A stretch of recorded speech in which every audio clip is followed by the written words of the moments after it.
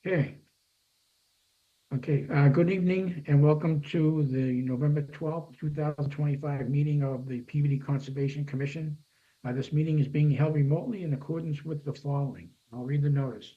In accordance with Massachusetts General Law, Chapter 30A, Section 18 to 25, notice is hereby given of a meeting of the Peabody Conservation Commission.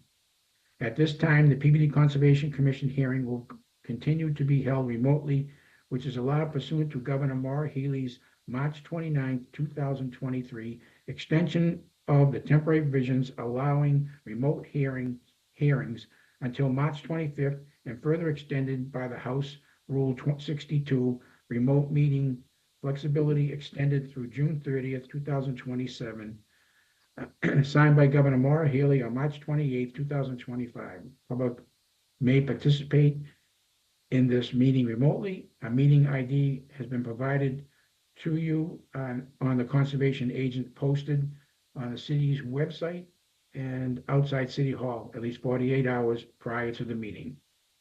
Members present this evening are myself, Chairman Michael Rizzo, um, Chairman Bruce Comack, Chairman Arthur Apis, and we have two new alternate commissioners today for their first meeting. Welcome to the Peabody Conservation Commission. They are Leslie Cordamanchi, if I said that right, I hope. Quarterman. I'm sorry, what is it? Quarterman. There's no E pronunciation at the end. Okay, sorry about that. That's And okay, Derek no problem. McCarthy. Welcome, you guys. Okay, we'll go to our first item on the agenda is a meeting under the notices of intent. It's item number 1. It's a public hearing of a notice of intent submitted by Alexandra Gasper from Weston and Sampson Engineering, Inc. for community development and planning. Stacy Burnson. The proposed project consists of soil remediation under the Massachusetts contingency plan. The property is known as 24 Collar Street, map 86, lot 142A in the city of Peabody. And there's somebody here tonight for that. This is Stacy.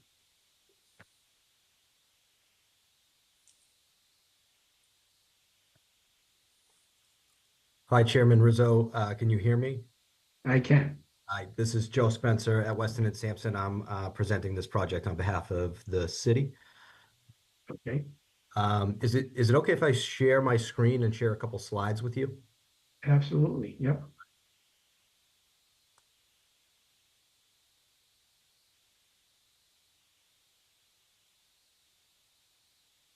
I'm frozen at the moment in Zoom, but I'm trying to figure out how to make this option appear.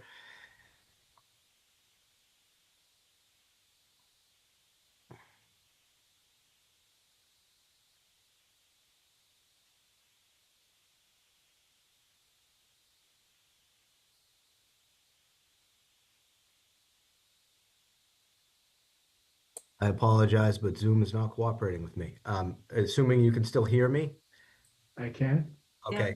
Yeah. I can talk through some of this and hopefully Zoom, complies at some point while I'm speaking, and then I can share a slide deck if that works for you. Okay. So you were gonna put the plans up? Is that what you were gonna do? Yeah, I just have a couple slides, sort of background on the project, and then some plans. I know you guys have the NOI in front of you, and you've probably looked at plans. I do have the plans opened on my screen. I Okay. don't know if that's something that Lucia can share. How do you do that? I would have to share it from my screen, so someone needs to tell me if there's slides. I don't think I have slides. They would have needed to share the slides with me before the meeting. What's going on? Are you like on an iPad or something? No, I'm on my computer, and it just seems to be I can see myself frozen on the screen, and it's just like the wheel spinning in Zoom. It won't let me select anything. But I can just talk through the background if you're amenable to that, and then if you have questions, I can answer questions if that works best. And you didn't give me the slides. I only have plans. I don't believe I have any PowerPoint presentation. I didn't send a PowerPoint presentation, Lucia. I'm sorry. I was just assuming I'd be able to share. Would you want Lucia to share her plans? I'll put the plans up and she could scroll through the sheets. There's 8 Sure. sheets. That would probably be helpful.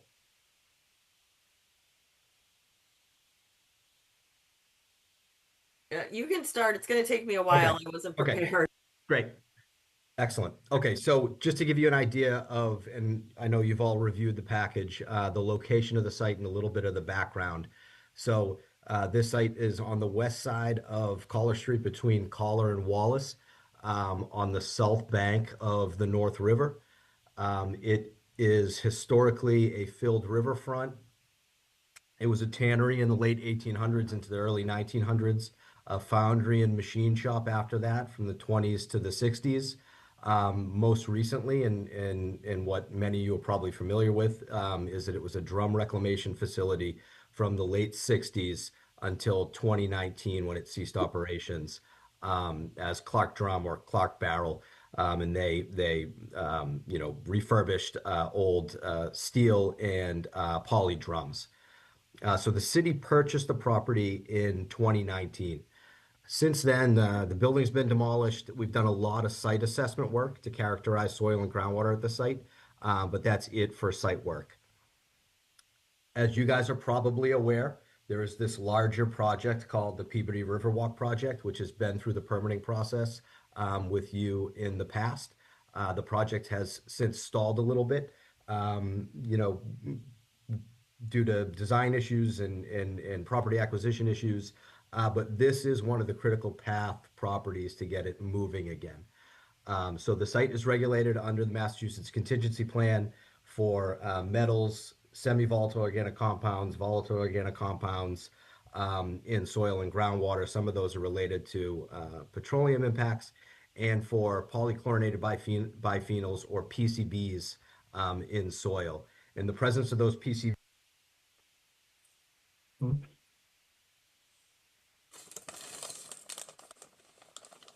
We lose him? Yeah, hopefully he comes back in. I'll keep an eye in the audience.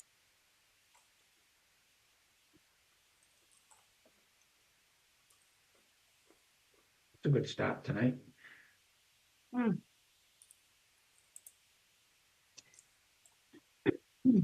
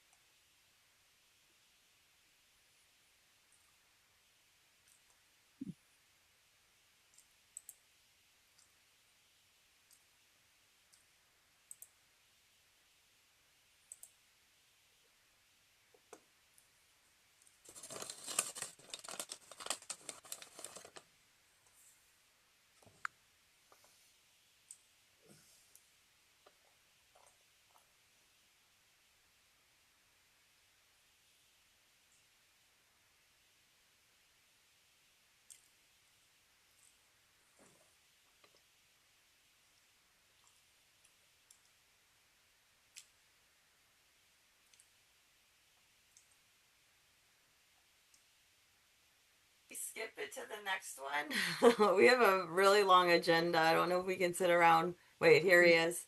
Hopefully this works.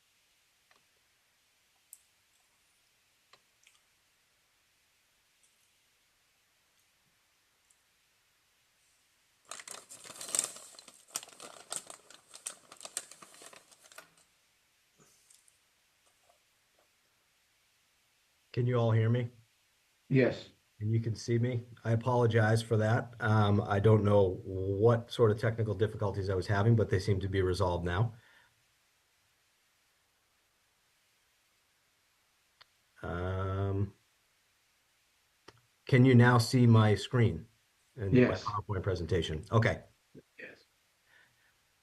Thank you for your patience. So we were walking through a little bit of the background here. Again, the purpose is to achieve regulatory closure under the Massachusetts contingency plan and the federal regulations. And it will include an activity and use limitation, so that the property can be used in the future, as a passive recreational use public park, as part of the Peabody Riverwalk. Right now, the regulatory scheme that it was previously under, the previous closure did not allow for that use. And then again, the larger goal is to prepare it for that construction, as part of the Riverwalk. Just a little bit of the project scope. So excavation and offsite disposal of up to 2,500 cubic yards of impacted soil. That includes 18-inch cut across the entire site, and some targeted excavation in some locations where there are high PCB concentrations. Demo and offsite disposal of some concrete and some asphalt. And then the placement of clean, imported borrow material over a geotextile fabric that's tear resistant, but permeable. And the idea is that the elevation will be set at or lower than existing conditions. And then we'll place some New England Conservation Wildlife seed mix down to stabilize the ground surface until the Riverwalk project commences.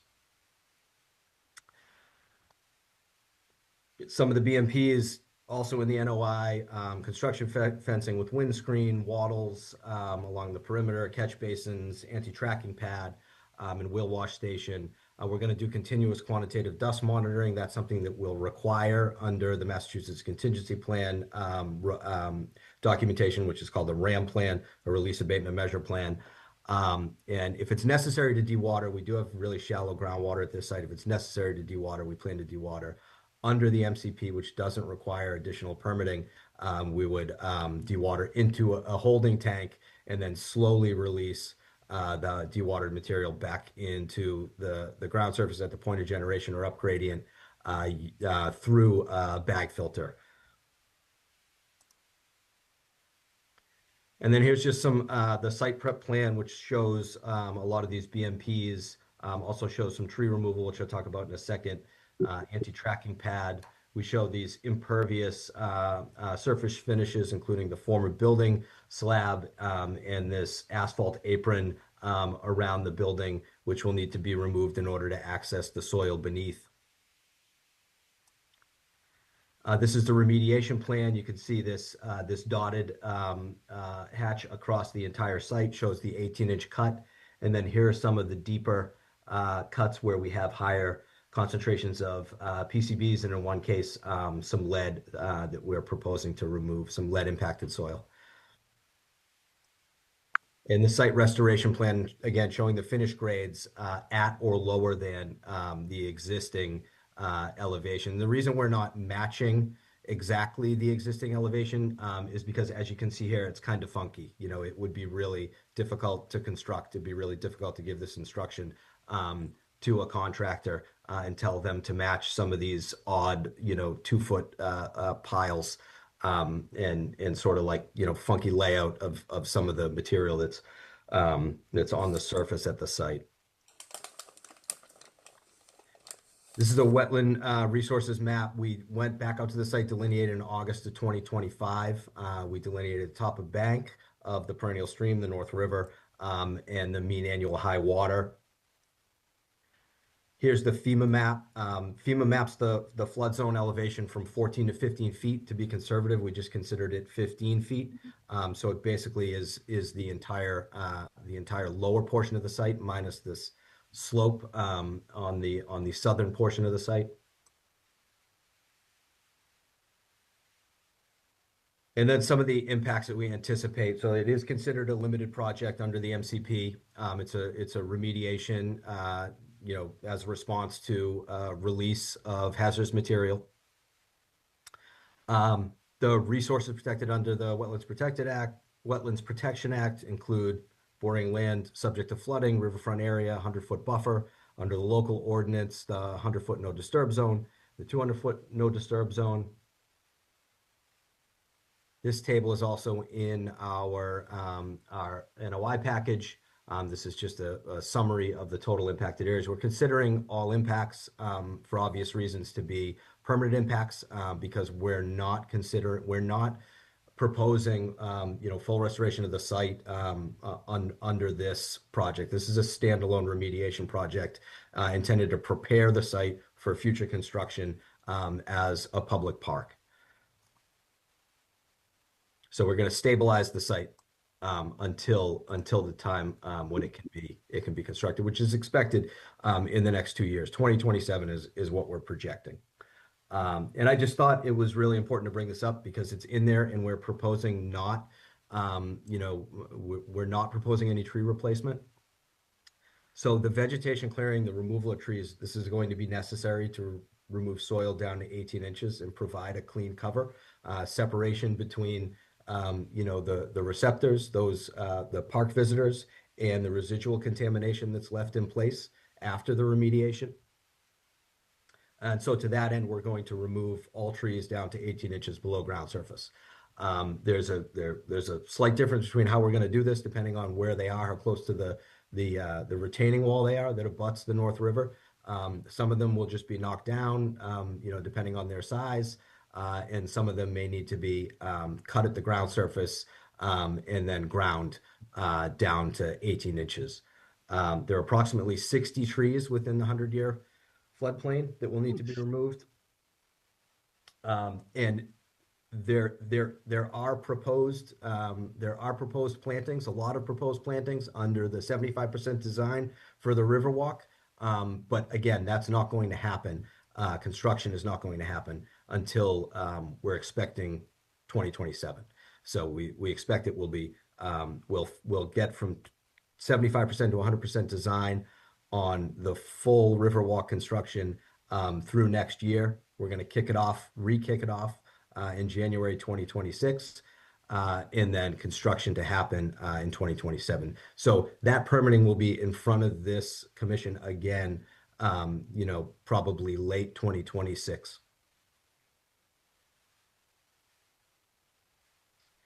And that's all I had.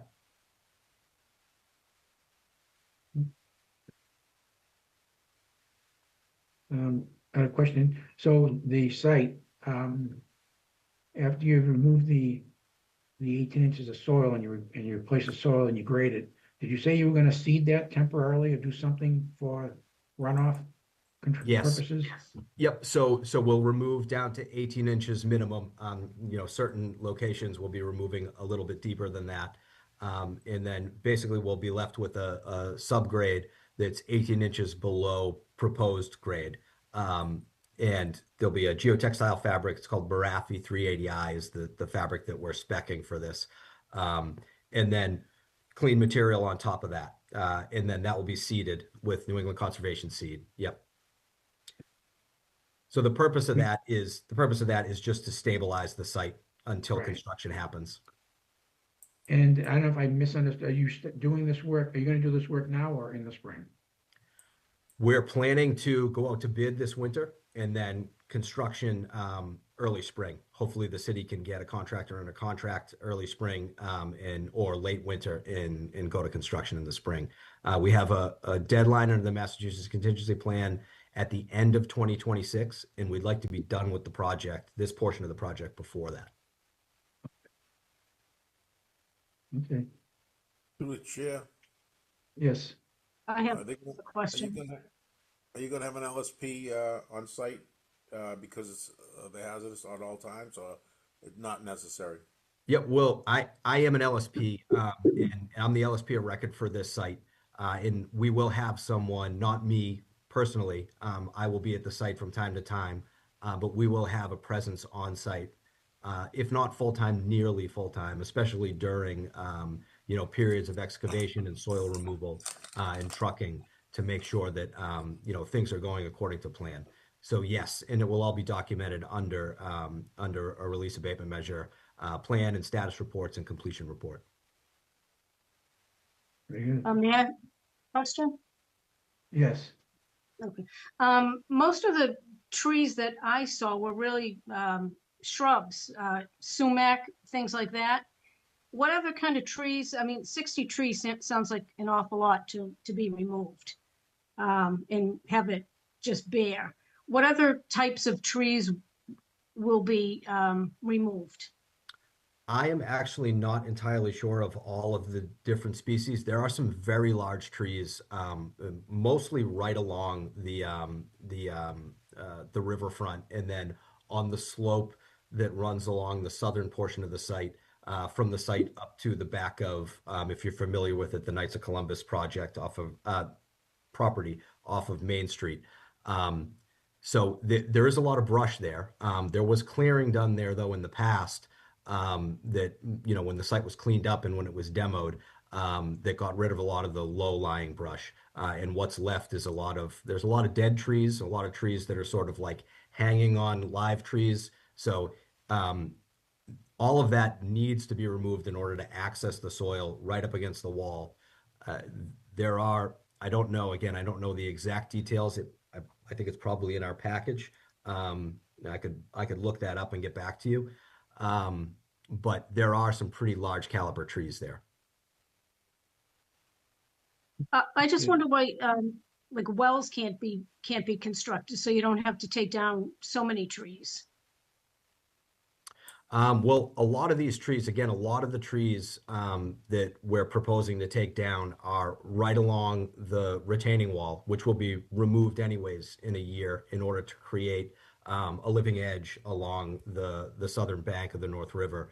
And then on this southern slope, which is it's pretty steep right now. What we're proposing there is cover 18 inches of removal, and then cover with clean material.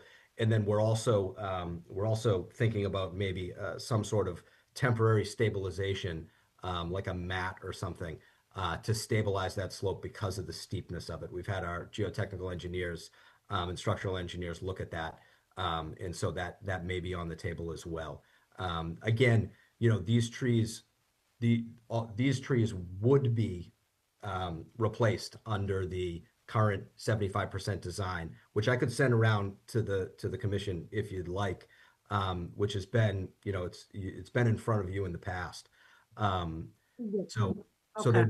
they will at some point be removed. I know that doesn't help you to approve this as a standalone project, but the funding is there, you know, for the most part for this project to move forward with it. Right, I Okay. understand, looking for an improvement, I understand that. Okay, that's it, that's good. Thank you. I have a question. So with regard to the trees that are gonna be removed in the close proximity of the river, the canal, and the walls and so forth that might be along the canal, how you plan on doing that? Are you gonna cut the trees and grind the stems, or are you planning on clearing, rubbing those trees also? Yep, the ones that are close to the wall, you know, within 10 feet of the wall, depending on the caliber, depending on the size, you know, whether or not the root systems are going to extend into that granite wall, will be cut to the ground surface and then ground. We'll dig around them and then grind the stubs down because we do not want to, you know, Right. weaken that wall. We don't want to impact that wall. Okay, so I'm gonna go on the assumption that the trees that are being removed, probably within the size of the canopy of the existing trees will be cut and the stumps ground, but not removed, because those, God knows where those roots go. Yeah, we're not proposing pulling up on those roots at all. You know, again, at some point in the future, hopefully 2027, that work will be done as part of deconstructing that wall to prep for the installation of that, you know, living slope. Okay. Very good. I just have one other question. Disturbing all that, you're gonna have a rodent problem? Have you addressed that at all? We haven't. You mean with bait boxes and nope, but we could, you know, if that was a condition, we could put that in the specifications. That's a really good point. Yeah, because there's gonna be there's probably a Yep. lot of dens in there. Yep. So I would suggest some sort of rodent control. Not necessarily bait boxes, because those poison other creatures as well.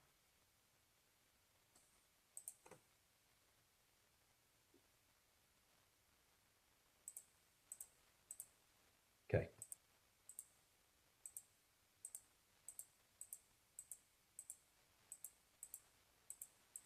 Okay. Anybody else have any questions? Does anybody from the public want to speak on this matter? Yeah, if anyone's in the audience and you want to speak, please raise your hand now.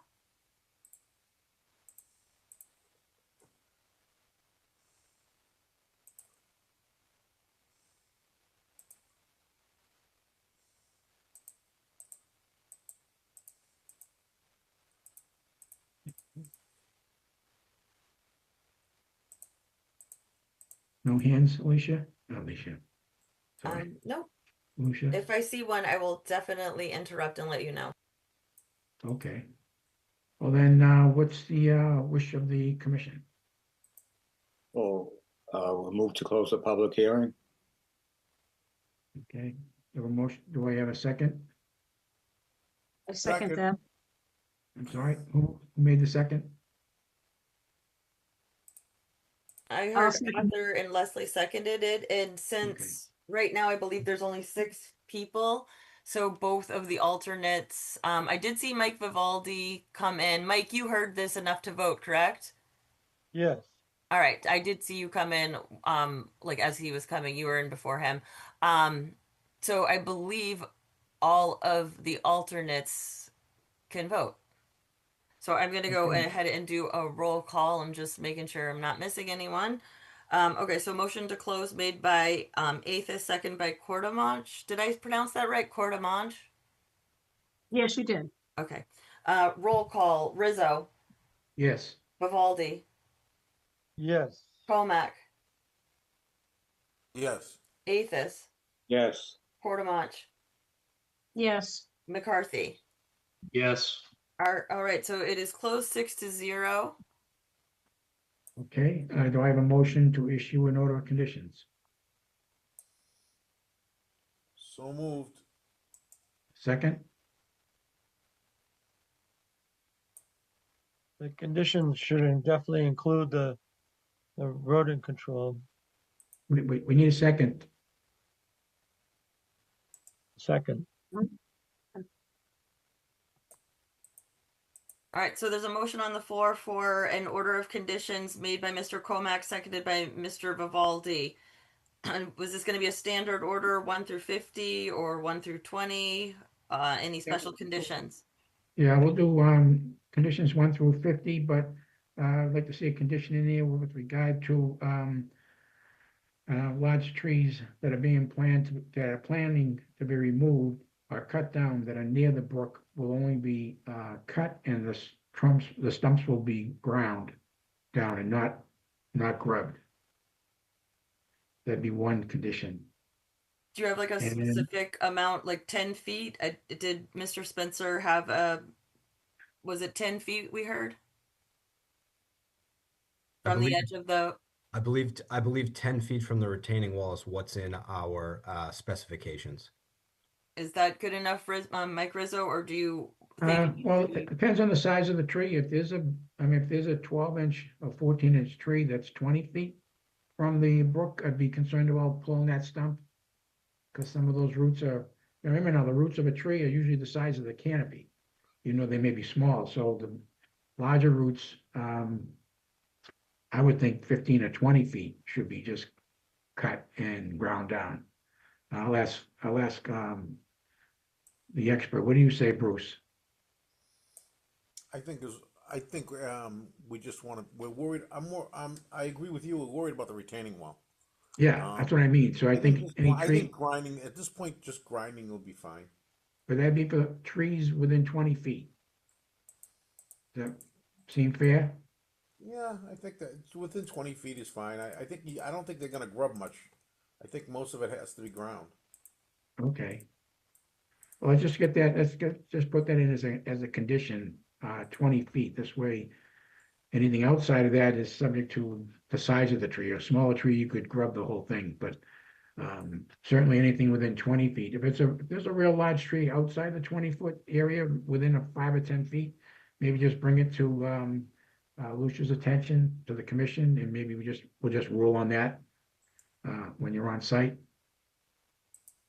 Okay, and the other What's the condition, difference between grinding and grubbing? I forget.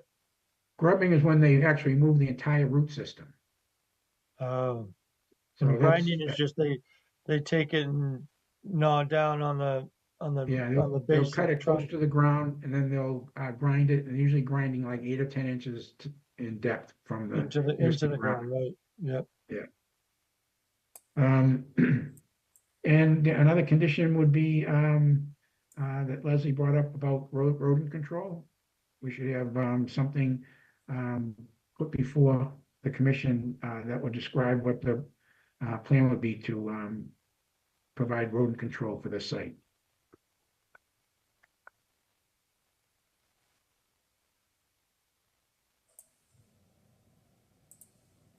So that's something you could get, Joe, that's something you could get to Yes. Lucia? Yep. Okay, Absolutely. okay. Through the chair, so Leslie mentioned that she didn't think poison. Normally, you don't put poison this close to wetlands. So, do we know what rodent? I imagine the health department is going to have their own need for an integrated pest management plan. So I don't, is this greater than, like, what other permits are triggered by this? Like, what other permits do you need from the city? I don't believe we need any permits through the health department. The contractor may be required to pull like a trench permit or an excavation permit, and that may trigger health department involvement. I'm actually not positive, given the depth and the size of the excavation, that it would trigger that. But it may, and typically that's what we do, is bait boxes for those requests through the health department. But we could look at alternatives Which that here, has the especially second considering. generation anticoagulant rodenticide in it, right? Which is what I think we don't really, I know personally, I don't want it near our Yep. wetlands. And we have, hawks and falcons in downtown, believe it or not. So if we bait the Coyote. raptors, we're going to kill the raptors. But Yep, we can look at alternatives. I can run that I, through a couple of our team members, and we'll come up with something. yeah, I definitely have, there's like one person in Massachusetts, I believe, who has it's an anti-scars. I can't remember what it's called though, the name of the company. So that's something that you guys we're voting contingent on them, like that, like when do they need to submit this before work starts? Yes, Yes. All right, yeah, like so they, one and if week they're not before gonna, work starts. so they have time, because if they're not gonna do this till after the first of the year, you have time to come Yeah. up with a plan and send it to us. Yep. So we could, I don't see the need to hold on the order of conditions. I just, or not to approve an order of conditions, but I think we should get that data so it can be added to it once we have it. Okay. Is that okay, Lucia? Oh yeah, whatever you guys say. I'm just All right, they're gonna in 2 months. They're gonna ask me what the condition means. So we need to be clear. Like right now, the first condition is large trees, but we don't have a caliper. So what does large trees to them might not be what a large tree is to you. So we need to be really specific if we're gonna put, work, 20 feet from the brook. We have to say any tree over, but how many calipers do 8 inch, have to be 20? 8 inch. Um, yeah, anything over 8 inch? Yes. All right. yes, So it has to be Yes. anything over 8 inch has to be 20 feet from the brook. No grubbing is allowed. Grinding only. Correct. yes, Correct. All right. And then the rodent control. It can't be poison. So we're gonna need that integrated pest management plan, what, like a month before work starts?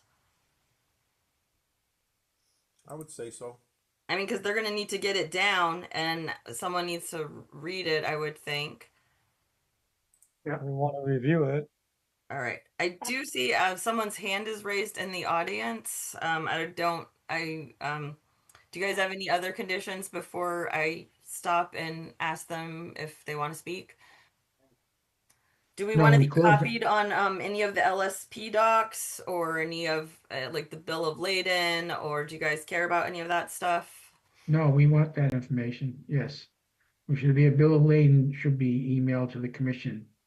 um, When the materials is collected. So we'll have a risk-based disposal plan that is deliverable to EPA, a RAM plan or release abatement measure plan deliverable to DEP, and then status reports deliverable to DEP, LSP opinion packages for soil transport that include a bill of lading, and then a RAM completion report and a permanent solution statement and final report deliverable to Mass EP and EPA respectively. So we should copy you on all of those through Lucia.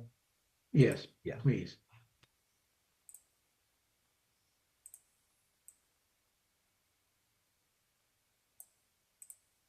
There is a hand raise. I know we're right in the middle. We do have, it sounds like we have three conditions and we have a motion. I just need to do the roll call, but before I am going to allow this person to unmute themselves and speak real quick.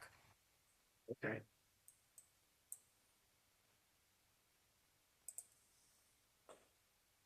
Hello, can you hear me okay? Yes. Hi, Mr. Chairman. For the record, it's Chris Sparagus from the Engineering and Survey Office of Williams and Sparagus. How are you? Good, thanks. How are you tonight? I'm not going to take up too much of your time, but we were recently worked very closely with the Woburn Conservation Commission on a product called Selantra. It's a Selantra. It's a bait product that has a short half-life, and it protects birds of prey and that sort of thing. It's vitamin D3, believe it or not, and it's been proven very effective to kill rodents, but easy on the animals that eat the rodents. Oh, good. I'll send the spec sheet that I have here to Lucia. That's all I have. Thanks, Mr. Chairman. Yeah, D3, I take that every day. Don't take too much of it. A rat. All right, I'm going to go ahead and do a roll call then, unless there are any more conditions that you guys would like to add. And Mr. Spencer, are you okay with that 20-foot? And Stacy, are you okay with these three conditions? Is this going to like allow you guys to do your work? Yes. Yes, this is perfectly fine. The vast majority of those large caliper trees, again, are very close to the river anyways. They're mostly within that 20 feet. So yeah, this is not a problem at all. Okay. All right, I'm going to go ahead and do a roll call unless anyone else wants to speak. Oh, good. All right, so that motion was made by Mr. Comack, seconded by Mr. Vivaldi. Roll call, Rizzo, Yes. Vivaldi, Yes. Comack, Yes. Aethis, Yes. Portamont.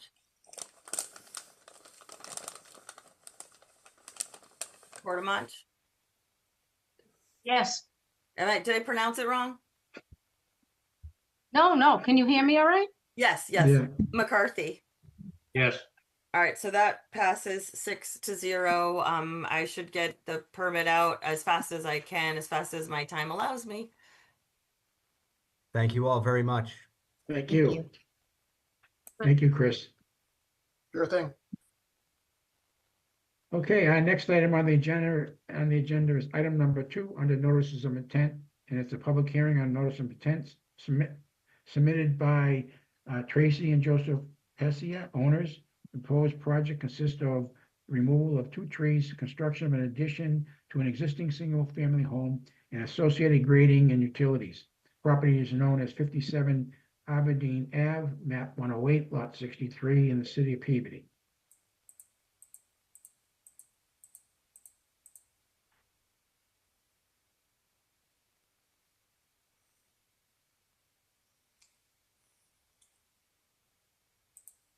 Hello. Good evening, everyone. Can you hear me all right? I can. All right, perfect. Well, thank you very much, Commissioners, Chairman, Vice Chairman, for your time this evening. My husband and I are hoping, we've lived here since 2012, and would like to add an addition to our single-family home. I'm going to try to share my screen and hopefully it works all right. Here we go. The property is, let me see where we are here. Here we go. I hope this works. Here we go. Share. Sorry, fairly new to Zoom again. We just updated here. I hope everyone can see this. This is the tax map. I just pulled this up to be able to show the approximate location of our home. We're in South Peabody, just on Aberdeen Avenue, dead end street from Lynn Street, right across from St. Anne's Church. Radden Park is on the other side of this. And this is our property here. This initial proposal was the initial maps, the next street over, which is Columbia Boulevard, was going to be extended, but this is actually all wetlands back here. And it backs onto, our property backs onto that. So just to give you an idea of what we're looking at. So the property where we are looking to, and I am going to stop sharing. Oh, bear with me a sec here. And I'm going to share now the photos. Here we go. Okay, so the property is actually right here. So this is the single family home that we live in. The addition will be over here, just to the side of it. There's ample space on the side, dog included. The dog will not be there when they're hopefully building. And so that would be this space to the, when you're facing the house, to the left of the house. And just so you can see the back, from the back, this is what it looks like, this whole side here. There's a little bit of a hill. The wetlands are back here. I actually don't have a good picture of it. And then this is from the, it would be in this entire area. The reason why the trees would need to come down is you don't see any trees here right now. The trees are actually, couple of very large branches have fallen on our house, very close to our house. I hope you can see that. There, you're sharing, I'm not sharing. Let me get rid of that. Here we go. There's the house. There's the tree. Narrowly, well, it actually hit part of the house. But this is all, every time it's a little bit windy, a little bit rainy, a very large branch has fallen on our house, and we're hoping that the rest of the tree does not fall. So, and just to give you an idea of just where that landed. So this is part of one of the trees that we are looking to remove. So I'm going to share the plans right now for what we'd like to do. I'm going to share this. Here we go. All right. I don't know how to get rid of that. All right. Okay, so this is the plans that were drawn up by Chris Mello. And I'm going to zoom in.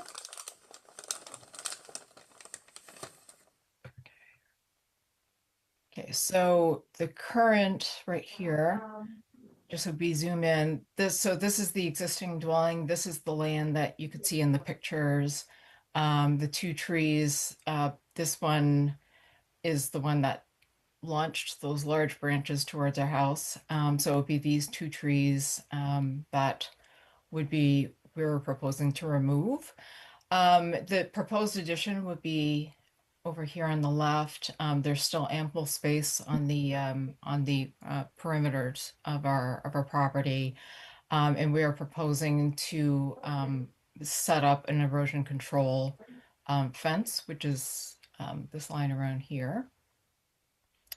The wetlands delineation that was done by Norse Environmental, the report was in the NOI in your package. The wetland flags are up here. So there's about 14, I think, in total flags all around.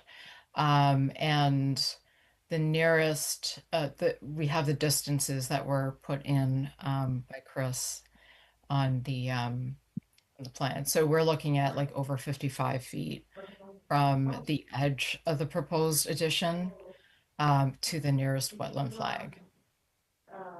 So you actually, someone actually spoke So there is a little bit of a slope, so there is some grading that will need to be done. Just the edge of the house is actually lined up with that slope, so there will be some grading done over here just to make sure that we don't alter anything else with the drainage.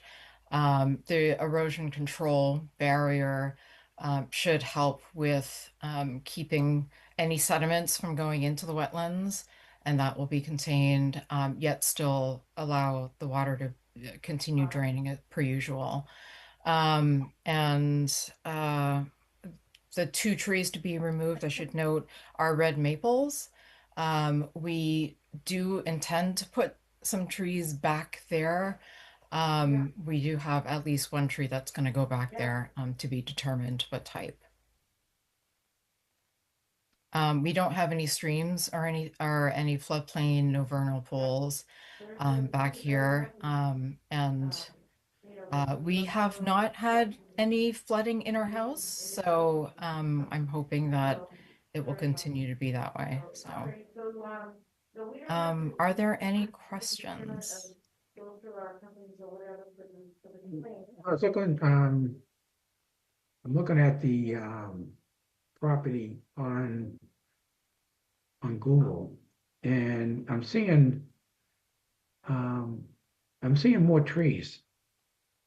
On the side where your addition's going, I'm seeing a cluster of about 4 or 5 trees that are about 10 or 12 inches in diameter. You said you're only taking 2 trees, and I see another tree that looks like a standalone, probably a smaller tree, maybe just a smaller tree. So this is buffer zone, so we certainly don't want to take more trees than we need to.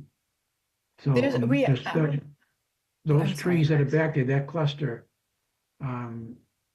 is there a reason why you want to take that tree out? I mean, it's because it's going to be so close to the addition? Yeah, these two trees are the only two. I'm not sure if you can see this, but these two trees are the only two to be removed. This is the one that launched those large branches at our house a couple of years ago, and this one is also dropping a lot of branches each time. The rest are all staying there. We're not touching any of those. We do also, I think the cluster of trees that you may be able to see, there's some trees here on the side. There's actually Yes. 2 lilac bushes and a southern magnolia. Those are definitely staying.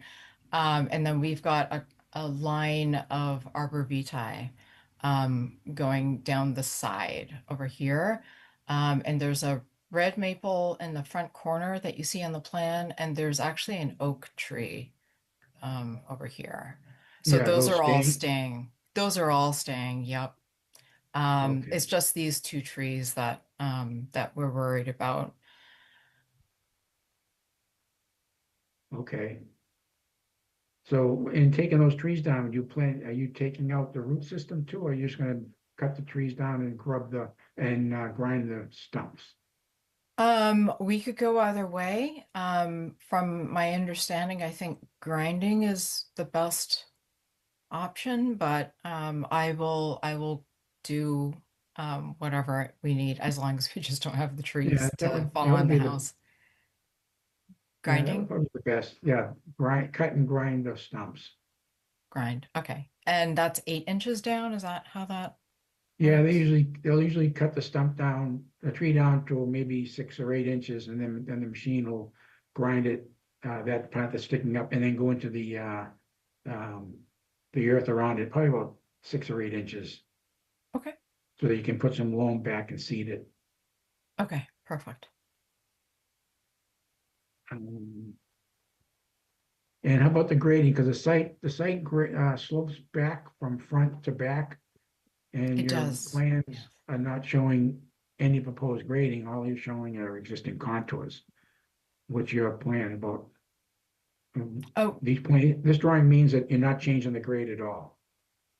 just what will need to be regraded once, because the back of where we have this addition, and actually I don't have the architectural plans in place yet. But the back of the proposed addition is coincident with the slope that you could see in the pictures.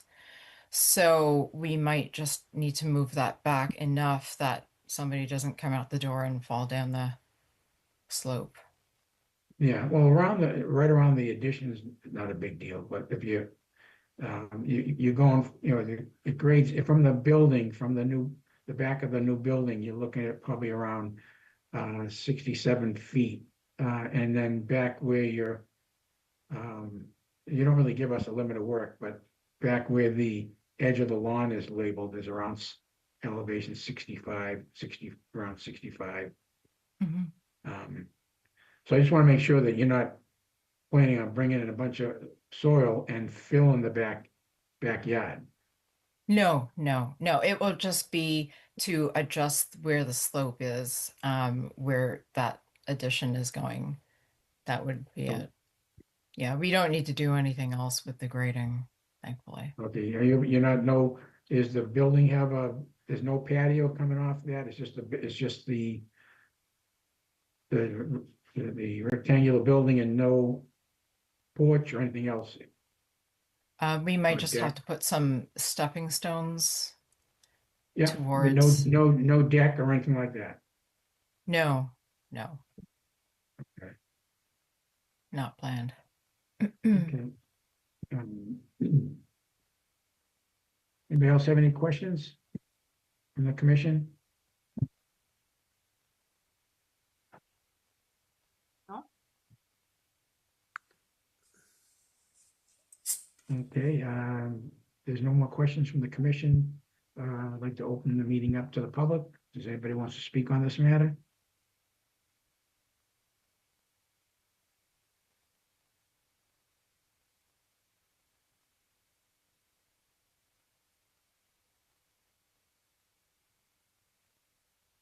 Nobody with their hands raised?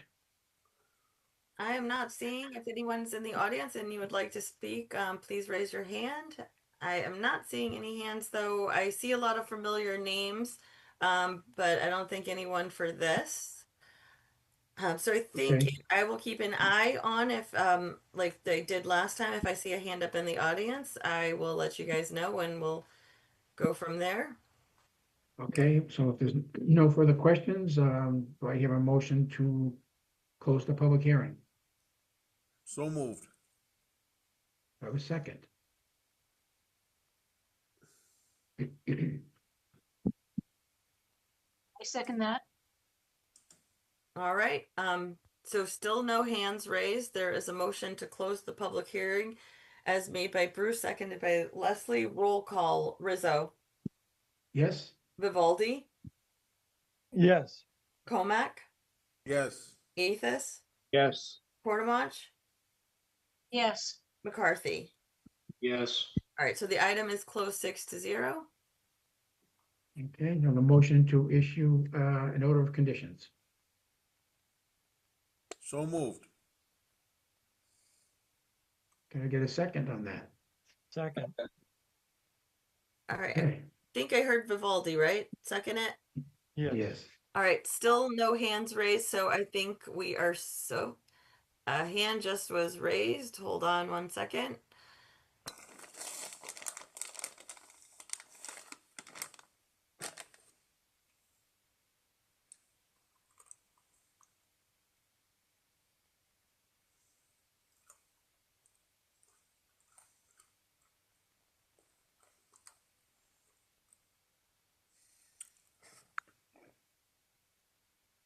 Okay, I think the person who raised their hand might have raised it by mistake. So, if you want to raise it, please raise it again.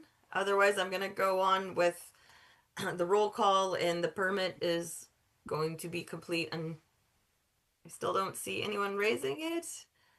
I'm assuming that was a mistake, and I'm gonna finish the roll call. So that motion was for a standard order of conditions 1 through 50, I'm assuming, made by Bruce, seconded by Mr. Vivaldi. Roll call, Rizzo, Yes. Vivaldi, Yes. Comac, Yes. Athos, Yes. Cormach, Yes. and McCarthy. Yes. All right, I'm still looking and the hand is not raised, so I am assuming that it was a mistake, I hope. But that motion for the permit does pass 6-0.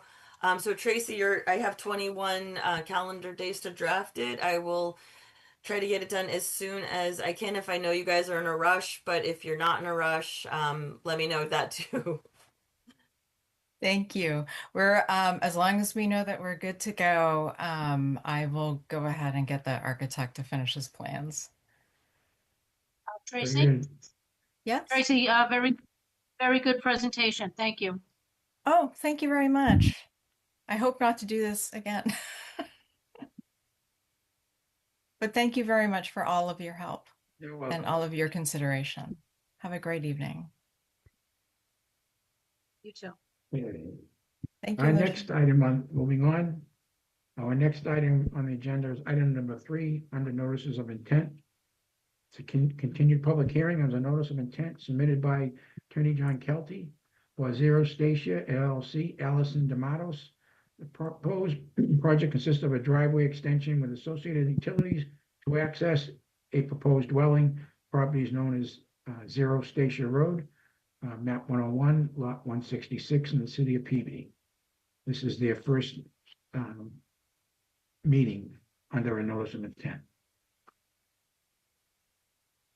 I think.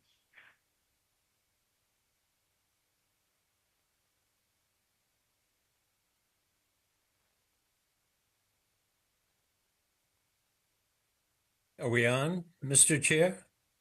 Yes. Thank you. My name is John Kelty. I'm an attorney here in Peabody, and I'm presenting this matter for the second time to the council, to the commission, I'm sorry.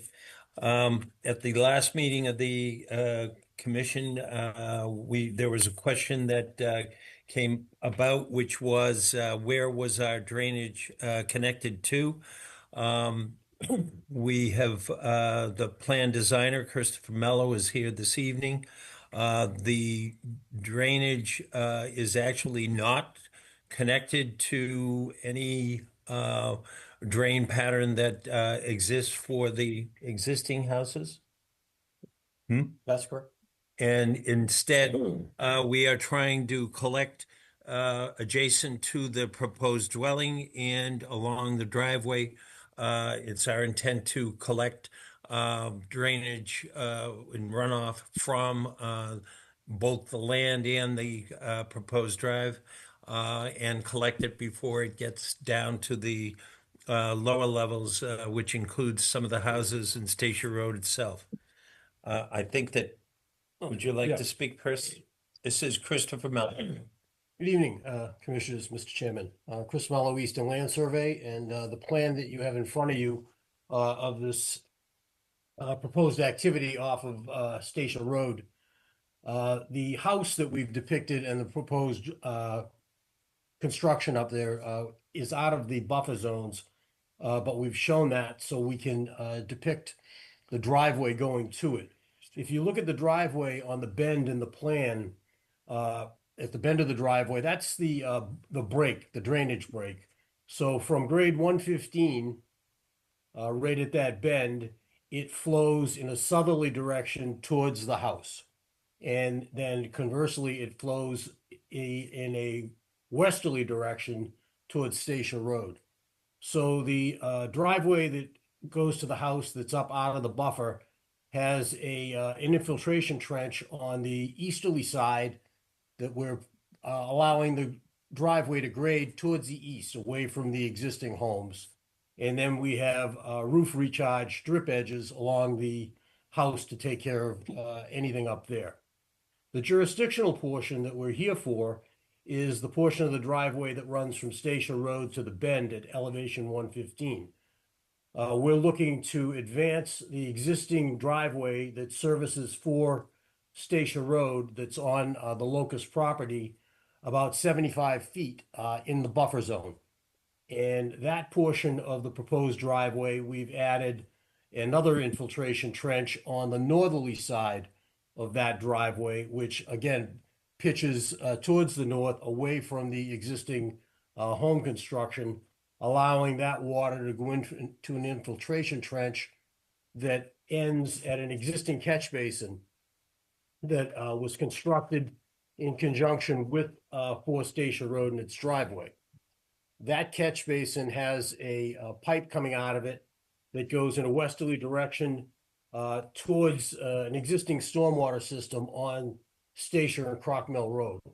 I don't know where that connection is, but we do know that the pipe does go down in that manner. I'm not sure how it connects, but that's our jurisdictional area, that 75 feet of extension of driveway and the utilities underneath it. I'd be happy to answer any questions as to how anything else is proposed to function. So that catch basins that is located on the driveway before it takes a right into that garage. There's one catch basin. And again, there's no pipe. There is a pipe. There's a 12-inch pipe that comes out of it and goes down the hill. You can see And you it. don't know where it goes, right? There's no manhole. There's no manhole out in the street. I can't find how it connects into the pipes down there. There's a 36-inch pipe that comes out of the wetland on the city property and goes down Croc Mill Road. Yeah. I know I've seen this property before it was constructed. The gentleman that owned it all and built it, I believe, was going to try to put an extension up there for more homes, and he brought the utilities up and he ended it in that basin. And I don't know whether the pipe just ties in to the pipes themselves without a manhole, but I've never been able to find a connection. But it Well, does. it's kind of important. It's kind of important that we know what's happening with this existing drainage so that you can connect into that. I mean, you can't connect into that catch basin, right? I'm not connecting into it. I'm only asking to extend my driveway, and I'm putting a stone trench on the side of it to slow the water down a little bit on the side before it gets to the basin. It goes to the basin now and will continue to do so. I'm not looking for another point source. Yeah. Well, you're still talking about 20, a 20-foot change in grade from the proposed dwelling to that basin. And I know how fast water can run. How that catch basin is gonna pick up all that runoff. I mean, a catch basin. I'm looking at the runoff from the 115 high point to the catch basin that's at about 92. So I'll give you there's 12 or 13 feet of slope there. But that's where the water goes now. This is an existing driveway. It was paved. Some of the paving is still up on the top, but it's been beat up pretty well. But we're not advancing a new drainage system. We're just trying to realign what's there in a manner that'll serve the single family home.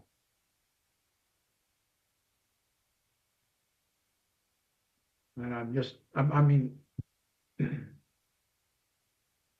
I'm just looking at that grade from the street up to the house. I know you're talking about what's jurisdictional, but I don't want to be in positions where people run into trouble later on because something wasn't constructed correctly. And there's a lot of ledge up there. And in the winter, when everything's frozen, I don't know where the water's gonna run. And those little infiltration trenches, once they get iced up and they're not gonna, there's gonna be no infiltration. It's just gonna run down that driveway. I just see a potential problem with this site for runoff. I just would like to get a better feel. It's being looked at and the proper drainage is being provided for that site. So when it gets down to the bottom of the hill, it's going someplace where it's supposed to go. We did have a memorandum sent for your last meeting in which the Public Services Department asked that two additional drains, catch basins be added, Manholes. manhole, Sewer manholes. in order to assist in clean out, and we've done that. There was no comment on the stormwater. You know, I understand your concern, Mr. Chairman, and we look at the site in toto, and the entire site, except for the portion from the 115 grade to the catch basin, drains to the south. It does not come to Yeah. this road. If you look at that 115 spot grade, it goes back down to 113 at the house, excuse me, and it drains southerly around these pieces of ledge that you see, and that water does not go to this driveway. So, I mean, there's a 75-foot section of road, Mhm. oh, I'm sorry, of driveway that is already there. We're looking to improve it and then improve the stormwater by pitching it to the north away from the existing house number 4 and providing the infiltration trench. And I don't disagree that it's a seasonal issue, but there's not much else I can do. If I brought another catch basin up to the top, Yeah. not have an area to put water into it.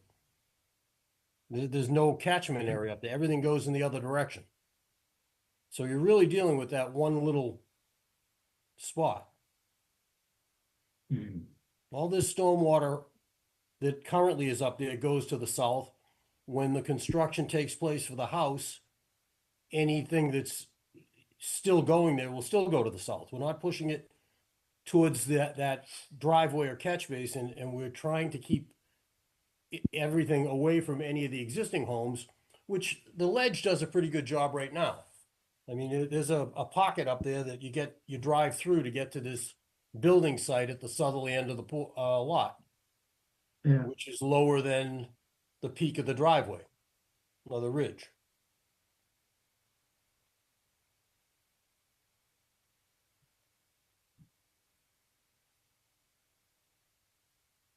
So you're saying that the runoff from that westerly, easterly portion of the driveway that's gonna be new, that the runoff there is not gonna run down, you're not gonna increase the runoff that would subsequently head down to those homes that are they're down around elevation 100. Because your Right. driveway's at 115 and those pockets and stuff, is it any way that water can get down to those houses? No, I've Over- got a bump of ledge right opposite the 115. The ledge is at 120. And that Yeah. ledge goes southerly to 116 and keeps coming towards the proposed house.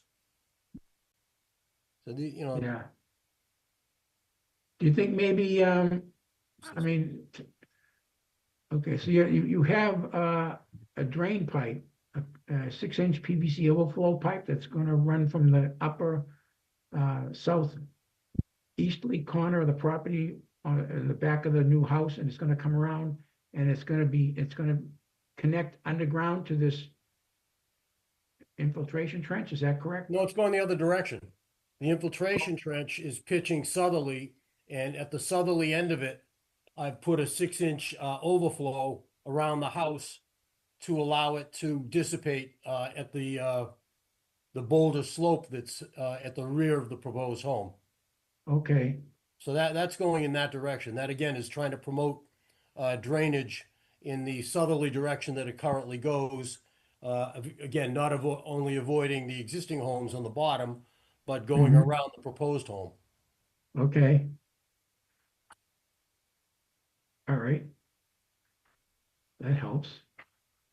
You think is there a chance you could maybe have like at the lower end of the infiltration trench, like a grate that would that would feed to that 6-inch PVC pipe?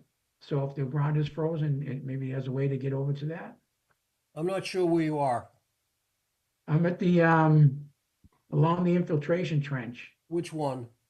the one that's up at the upper end of the driveway, Okay, going towards the house? going towards the house, the one that has an Hit the inverter invert 110? 110. Yeah, Is that 110?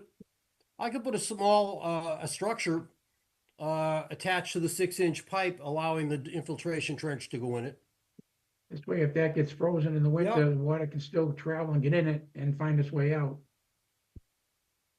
No, that's a positive thing for the drainage. I don't disagree with it at all. That's a good idea. And so giving us a little bit of history. So the driveway as it stands now, since the driveway does go up there, but then probably, I don't know what the condition of that driveway is. You said it looks like an existing paved driveway. Up until the catch basin, it's brand new, or within the last 10 or Yeah. 15 years. After Yeah. that, it's deteriorated. It probably comes from the 70s when the original developer owned all the property. He had paved a road, and as you get up past that bump of ledge at 120, it shows Yeah. existing bit. There's probably 50 or 100 feet of the driveway still there. But it's been broken up, and when Mr. D'Amatos acquired the property, there was quite a bit of old construction material that he had to take out. I think that some of that might have been sitting on the paving. Okay.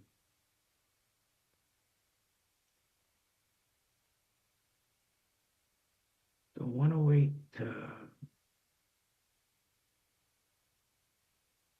And currently, the section along the driveway that's where it's newly paved, going back along your proposed infiltration trench, that runoff is, if you could tell me, that runoff is collected at that catch basin and it does dissipate and it doesn't, that catch basin functions properly? No, that's not true. All the paving, all the existing paving to the garage for number 4 Station Road travels overland to Crockmore Road. That catch basin was sitting there and was meant to be utilized for this development. It does nothing for the driveway that's already there. No, it's the infiltration trench is gonna feed, that's, the water from that trench is gonna feed into that catch basin. Yes, where nothing goes in it right now, other than the road, other than the runoff from this property. Okay, so is there a framing cover on that? Yeah, oh yeah, it's built, it's built to be, it was built to take the runoff from this development.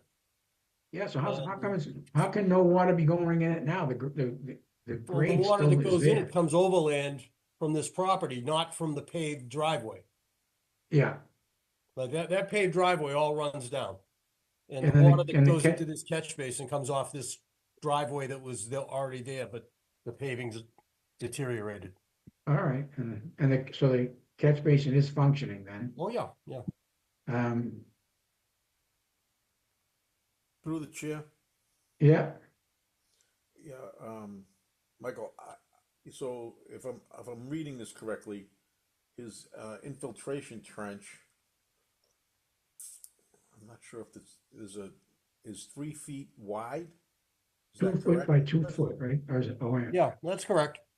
Okay, so to Michael's point, and I'd be willing to, I would think that this is I think Michael's point was well taken. When the ground freezes, the infiltration trench is not going to do it, at a certain time of the year, under certain conditions, the infiltration trench won't do that much. So, my thought is instead of putting in, I understand what Michael said about a structure, but my feeling is, you could put a channel Bruce, drain. could you speak up? Could you speak up, Bruce? Can you hear me now? A little better. Okay, so my feeling is that I would feel better if you put a trench drain in the middle of the infiltration trench.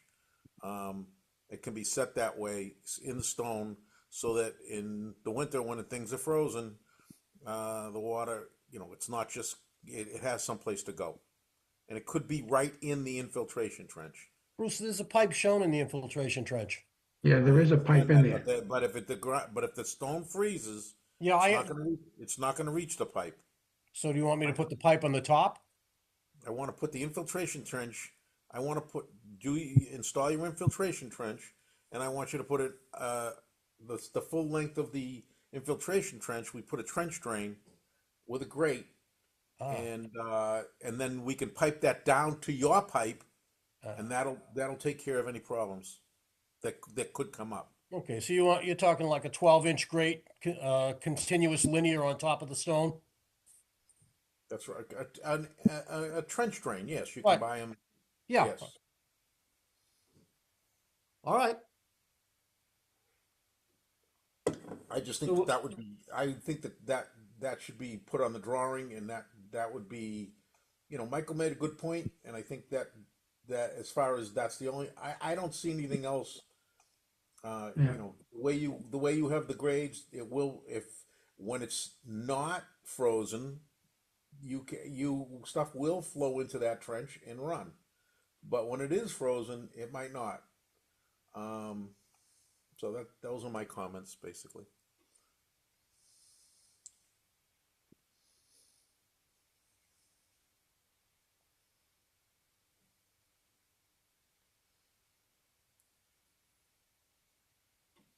Now, just one more question on that trench that Bruce was just talking about.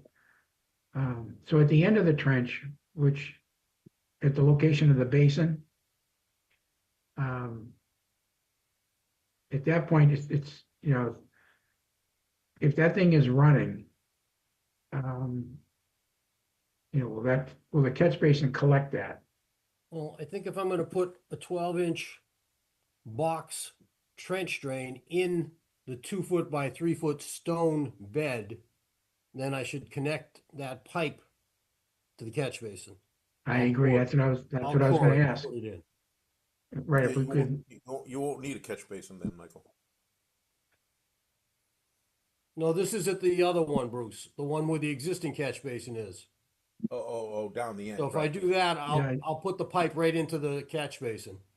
So that Right. we'll have everything working in conjunction with the drain. You're talking Yeah. the one that's abutting the driveway on the Yes. slope coming down? Yeah. Okay.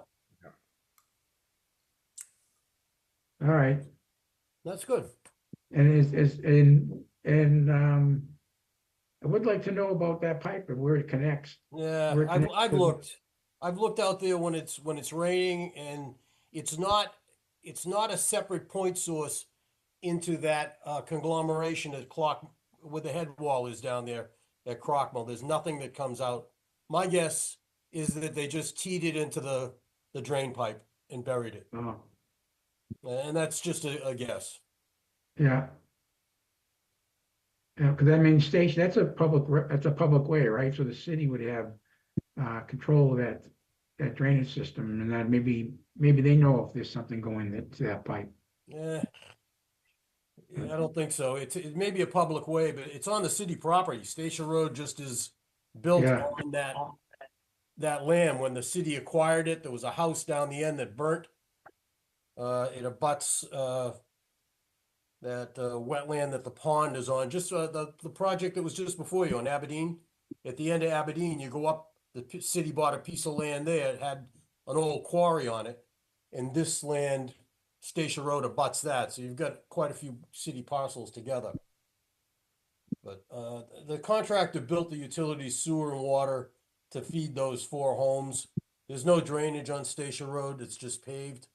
And the only real utilities other than the sewer and water for the homes are at that intersection of Crockmall. Okay. I'd like to see the plan have a detail of the infiltration basin, infiltration trench. Yeah, I expect that I will put that into the trench that's there and a detail of how it'll go into the catch basin that Bruce described. The current, it's hard to know what the existing width of the infiltration trench is and such. It's hard to. It's on the detail, Mr. Vivaldi, under the locus Yeah. map. It's 3 feet wide. Okay, looking on a digital, it's just, I don't, it's a little bit more difficult seeing it on a Yes. screen versus on a sheet of paper. It's 3 feet wide, 2 feet deep, and now we're gonna put a box trench drain in that gravel box, if you will, and attach it to the catch basin on the westerly one, and on the southerly one, we're gonna put it into the 6-inch pipe that's going around the house. Through the chair, Okay. Chris, when I'm looking at the plan and I'm trying to read it, I see right at where Crockmall Road and Station Road meet, I see it says sewer manhole, and then I see it says this says D. That's the drain line. That's the drain line. Where's the That- drainage manhole? Was what? Where's the drain? The actual The drain on this plan from the catch basin, you go down past the word granite and there's a D. Because I know it goes down there, but I lose it there. past the word granite. Yeah, I see. Well, I see a D, right? And that's it. And that's why I said to Mike, I don't know how it attaches to the stormwater system at the base.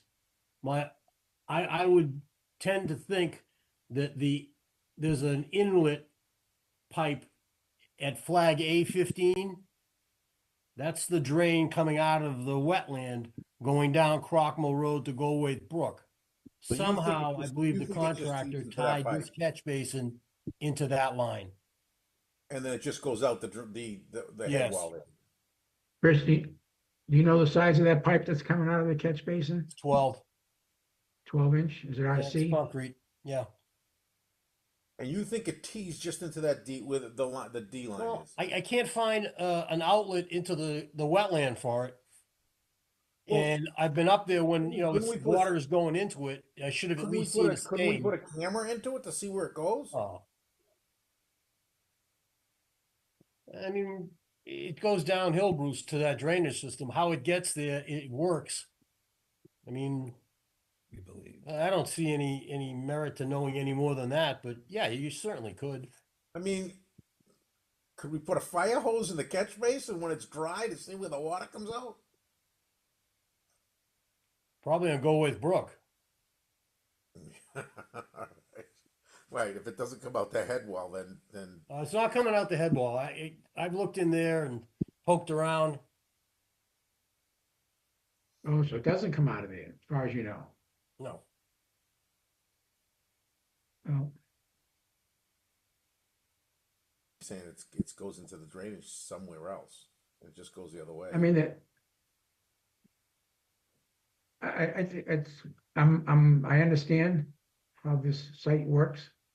And that pipe, as well as that structure, that's on that property. So whoever building that house owns that catch basin and the pipe. Yep. So I think it's up to the property owner to know where that catch basin and pipe goes to. So that we're not back here because something fails and people are getting water where they're not supposed to. Just like to know that the system, we're connecting it's not good to say we're connected to something where you have no idea where it's going. Well, if it would make you feel comfortable and we take a condition that during construction, that they open it up and run a camera the 100 odd feet till they hit a dead end or an outlet. I mean, that's easily done. But I expect what's gonna happen, it's gonna run downhill. I'm just gonna take the scale there from the catch basin to where the other pipe, about 90 feet. And we're either gonna find a blocked muck area that I haven't seen into that outlet, or you're gonna hit a T in the 36-inch pipe. I mean, yeah, Yeah. that's not unreasonable. Okay, so based on those two possibilities, if the developer put the catch basin in for a future connection for that site, and it wasn't planned that it was to go to that 36-inch drain with a manhole, then you may be right. The pipe ends. It doesn't go anywhere. So if that condition is what you find, what's the solution? You're gonna make it a Well, point to, I mean, you say it ends and doesn't go anywhere. I think it either goes into the pipe, or we're gonna find it actually does outlet into the wetlands and I just haven't found it. okay, Either way, I mean, I'll have a record of it and we'll give it to the homeowner and give it to you. I mean, I don't think it's just like two sections of pipe that are just sitting there, because okay, it works. okay, And we know who built it and when it was built and have a good idea. He ran the sewer water and drain up. He wasn't about to build a catch basin with two pieces of pipe. Who did build it? Johnny Karamis. Oh, well, that's a different story. I mean, Johnny Kramis built things correctly. Yes. yeah. All right. I'll agree with that. So I'm gonna put the trench drain in the detail. I'm gonna connect it to the catch basin, connect it to the 6-inch pipe on the top, and we'll camera that pipe. Okay, I would like to make those conditions. Yeah, I mean, I'd like to have you put that on the plan. I And will. then we'll make the camera of the plan, and we'll make the camera of the drain part of the conditions. Is the Oh. original developer still around to question? Passed away Maybe- during COVID. That's Oh, why okay. this land came up for sale. oh, The first month of COVID, terrible. Okay.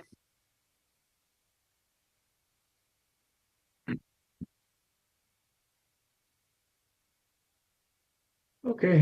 Is there any other questions from the commission? If there aren't any, I'd like to open the hearing up to the public. Is anybody, any neighbors or anybody want to speak on this matter? If anyone's in the public, please raise your hand now.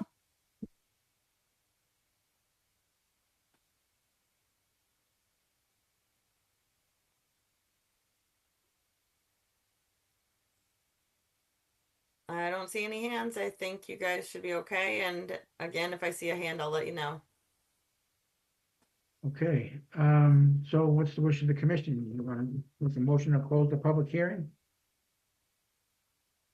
Move to close the public hearing. Do I have a second? I'll second that. All right, still no hands raised. So that motion to close was made by Arthur, seconded by Leslie. Roll call: Rizzo, Yes, Vivaldi,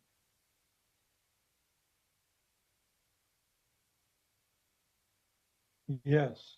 Comac, Yes. Athos, Yes.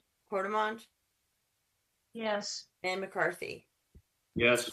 All right, so it is closed 6-0, and still no hands are raised.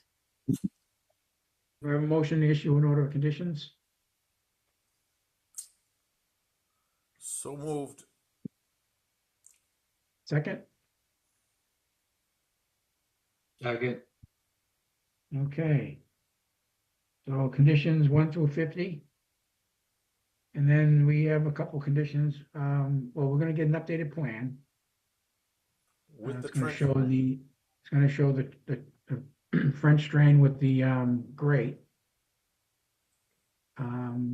And at the time of construction, they'll take a look at that catch basin and TV that pipe and attempt to determine where it goes. Can I Anything ask else? can I ask Mr. Mello why he doesn't do like existing conditions all by themselves and then proposed after, like on a separate sheet?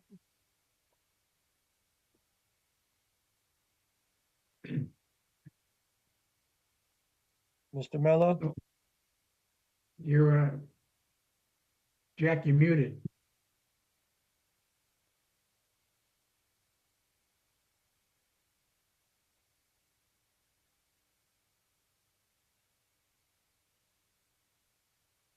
Now you are. Can you hear me now? Yes. Mike? I'm sorry, I apologize. My assistant is in charge of the audio. In this particular case, where it's a vacant piece of land, we usually take the existing conditions and then just apply the proposed. If there were other pieces of houses and other things on there, I probably would have gone to 2 sheets. Didn't think it was necessary on this one. It just makes it so much cleaner when you have existing all by itself and then condition proposed afterwards. It's this Okay, one sheet. I'll keep that in mind for future projects. Please do. Thank you. Yeah. Okay. So we all set? We made the motion. We added a couple conditions. Did I miss something? No, I did not do the roll call yet. Right now, there's a Right. motion 1 through 50 made by Mr. Comack, seconded by Mr. McCarthy. You guys were talking about the revised plan. I'm assuming that the motion is contingent on the revised plan. And what I wrote down was a French drain with a grate. Is someone on the board going to review it for me? Because I'm not really sure what you guys are looking for. So if Yep. someone could review it before I release the order of conditions, I think that would be good condition. And then I'm a little confused about 51. So what's the condition? It's something about a camera and a pipe. Do we have a Yeah, timeline? When are they once doing this? yeah, when construction starts, they'll pull the grate off that catch basin and they'll TV the 12-inch concrete pipe So in the within direction a of, week of construction starting. We have to be very specific because these are the questions that people are going to call me and I'm going to be like, I don't know. So within, like, what's the timeline? Within a week, 2 weeks, a month of work starting? Right. what's reasonable for you guys? How about prior to construction? Prior. Okay, Let's get it up front and get it done. okay, sounds good. And what is they're going to take can someone say that again? Prior to construction. Yeah, they'll pull the cover, the framing, they'll pull the frame off the catch basin and they'll run a TV camera down that pipe and see where it goes. And then share the video with the commission. correct. All right. Mr. Chairman, Yes, if I could, I would be happy to make that note 11 on the plan. I'll craft the note to that effect and put it right on the plan. great, thank you. And through the chair, Lucia, I will be glad to review, the trench drain detail. I'm sure, I can too. yeah, this is, I'm sure Chris will provide probably the manufacturer's detail. It's pretty straightforward. Yeah, Perfect. I will share that with both of you guys. That would be wonderful if you could help me. Yeah. So the plan is going to be revised to show the revised drain in the grate, and then there's going to be a note about the camera. All right, so I'm going to go ahead and do a roll call. Rizzo, yes, Vivaldi, Yes. Comac, Yes, Aphis, Yes. Quartermont, McCarthy. Yes. All right, so that passes 6-0, and I still do not see any hands, so I think you're good to go. Excellent. Thank you. All right, thank you. Thank you. Okay, our next item on the agenda is item number 4. It's a continued public hearing on the notice of intent submitted by Bowler Engineering, Matthew Ashley for Raised Cane's Chicken Fingers. Excuse me. The property owner is Naked Real Estate LLC, Joseph Crognali.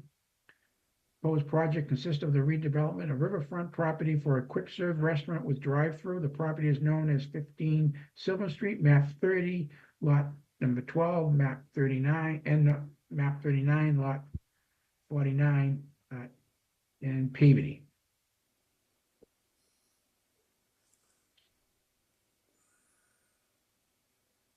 Do you have anybody from Bowler? I believe they asked for a continuance. I was just going Okay. to ask you as their attorney if they were continuing. That would make sense. Yeah, Then I would respectfully request that this matter be continued until your December meeting. okay.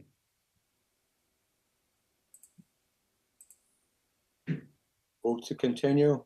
Yeah, motion to continue by To who Aethis. made that motion? Author. Aethis. Arthur, Arthur, and who can second it? second.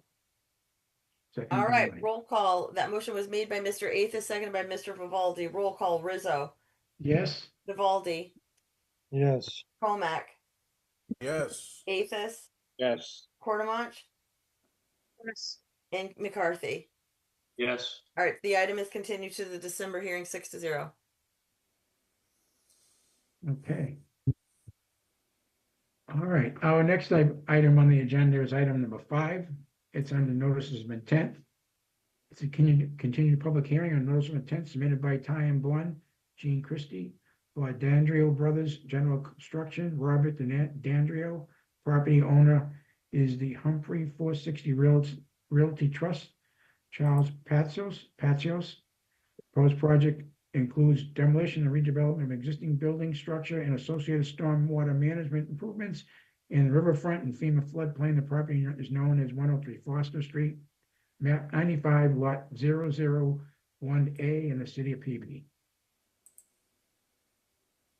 Okay, good evening, everyone. My name is Jean Christie. For those of you who I haven't met yet, I'm principal engineer with Ty and Bond.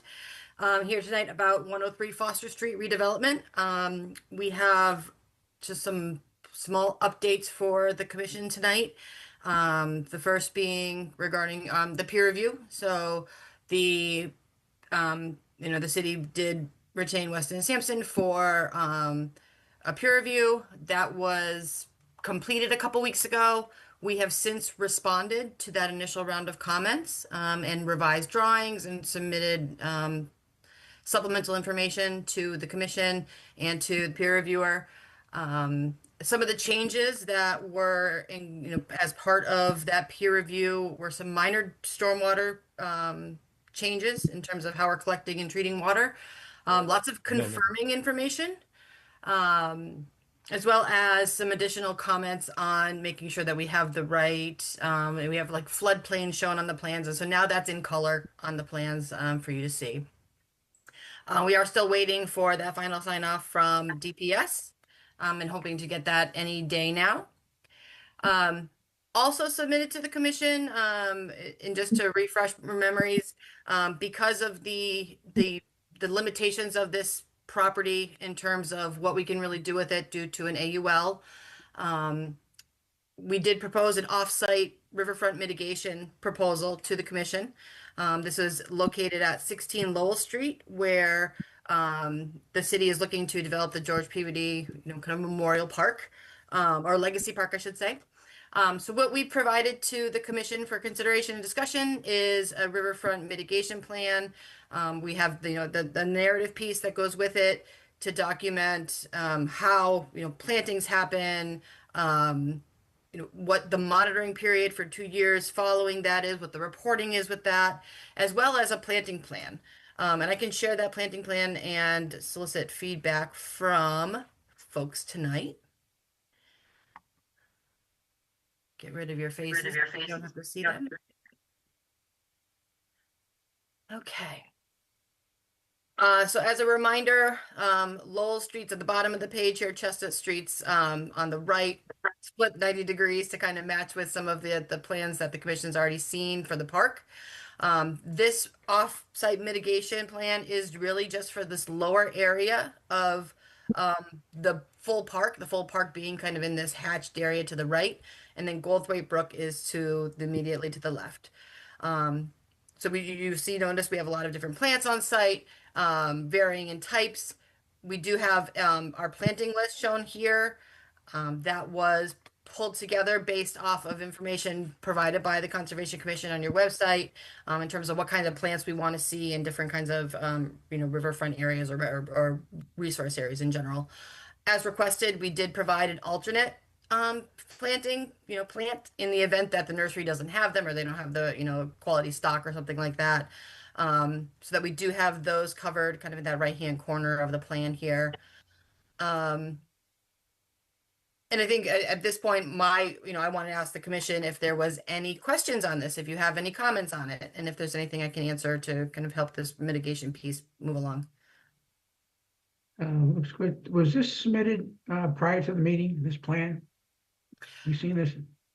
It was, I think I got it to Lucia last week. I'm failing to remember days at this point. So, but it was submitted prior to tonight. Yep, everything should be on the OneDrive. Yeah, I mean, I looked at everything. I must have. This is at the end of this memo. So there's a memo here for our riverfront area mitigation. It's at the end of that, so it's attached to it.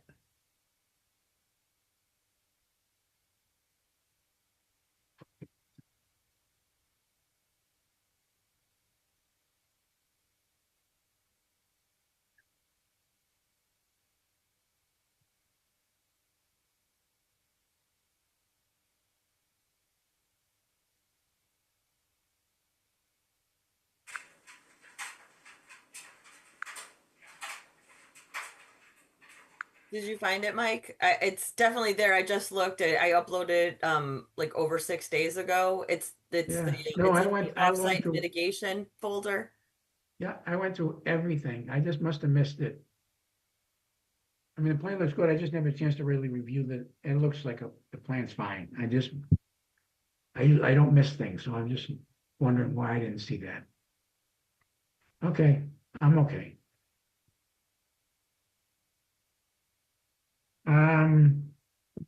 All right, is there any questions from the commission on this?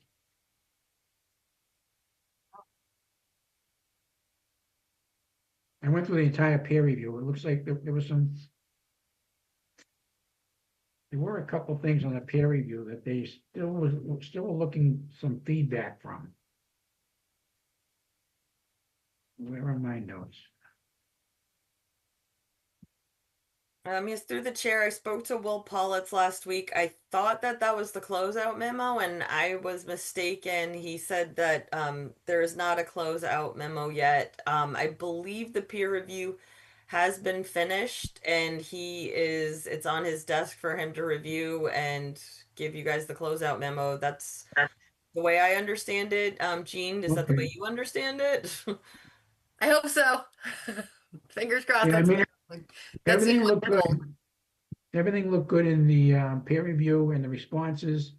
There just were a couple, there were a couple of responses that didn't say no further action. There were a couple responses that they wanted to see something else or an answer to something. Yeah, and a couple of weeks ago, what day was it? October 29th, I believe. We submitted back to, the commission, the peer reviewer, and Mr. Politz as well, directly sending them an entire package that had, what we have here. We have a response to comments package where we responded to every single comment provided, Yeah. and reference where that additional information was. So there are things that did require another look by the peer reviewer, but if that letter is already provided to Mr. Politz, I'm very hopeful that everything there has been addressed. Okay, they were, everything was addressed at what you have on the screen there. And I can't, I can't remember where it was. I thought I printed it and I marked it up. There's just a couple of questions that weren't completely answered. Okay. Um, And then there was a bunch of uninteresting stormwater stuff for us engineers to debate.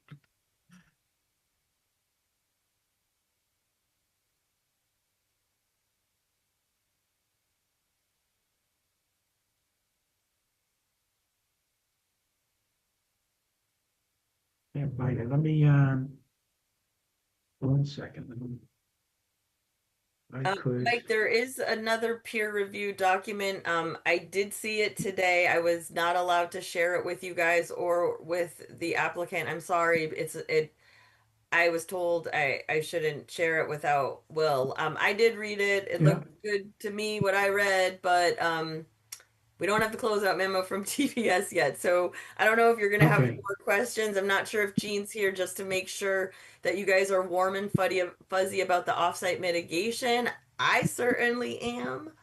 I think that's why Gene's here to make sure that we don't continue it to December and then you guys throw like, yeah, the peer review and DPS and everyone's fine, but now you guys aren't fine. So the only issue is I don't think the two alternates can vote on this, and we're missing Jamie, Brian, and Amanda.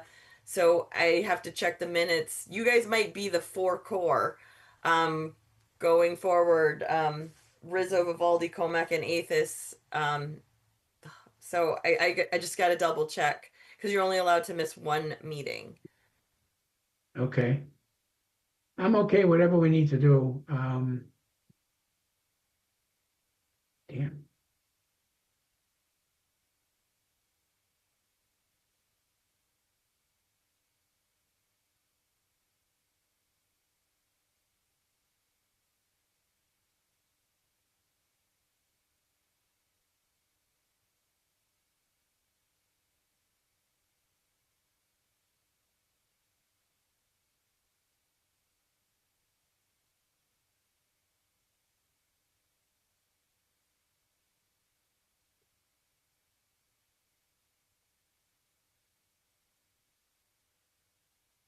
What are we doing, Mike?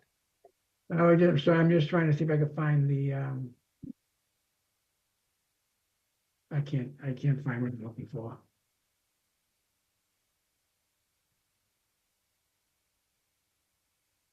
That particular, I can't find it on my computer that, what you have on the screen right now, which I read thoroughly. And I went through everything and there were just a couple of things at the end. I'm not worried about it. We can move on.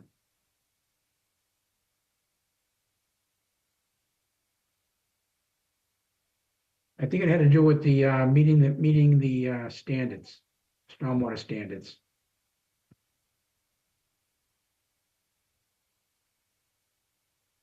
I'll look through these really quickly and see if I can spark any memory.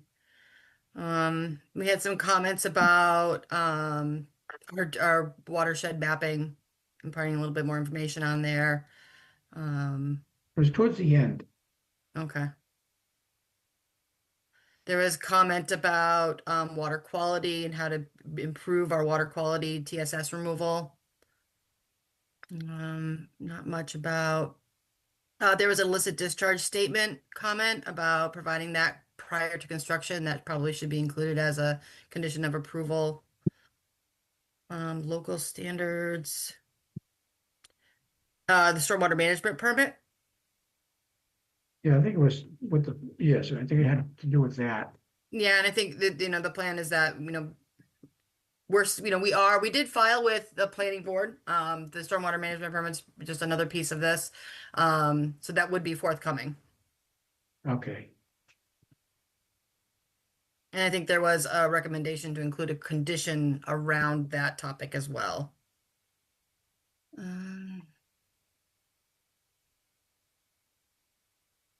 That was it for some of the big stormwater things other than technical, making sure that our grading is making sure that the water that falls onto the pavement is going into the site, not right into the brook, which we revised that grading to show that. clarification on what kind of water quality units we're providing. And there was a discussion about FEMA floodplain. Does anything ring a bell for you? No, I'm good. I'm good.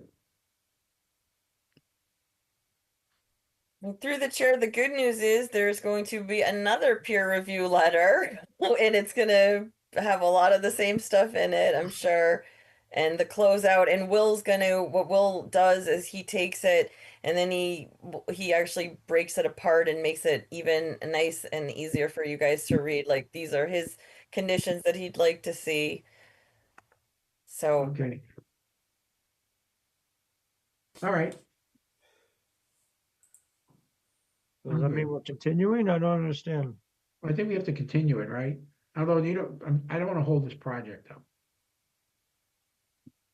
Through the chair, we would love if if the commission would be willing to vote on this tonight. How can we vote on it if we don't have all the? yeah, through the chair, I have the peer review. It's literally sitting for Will to review and then Will to give you guys his closeout memo. So, I mean, I wasn't planning on you guys because you guys never vote without a DPS closeout, Yeah. especially on a project of this size. Um, so I'm not even prepared. The only thing I'm prepared with is the offsite mitigation um, condition, and Yeah. that's Michael, I think we have to continue it one more Yeah, meeting. I think we do. I think we do. All Move right. to continue. Do you have a second on that? Second, Wait, hold on. That was made by motion to continue. Do we want to open it to members of the public though before I finish this roll call? If you want to at least give people the ability to speak. Yeah. We should. Nobody spoke last time, but we should. Yep, if anyone's in the audience, please raise your hand. Otherwise, there's a motion to continue this to the December meeting. I do not see any hands.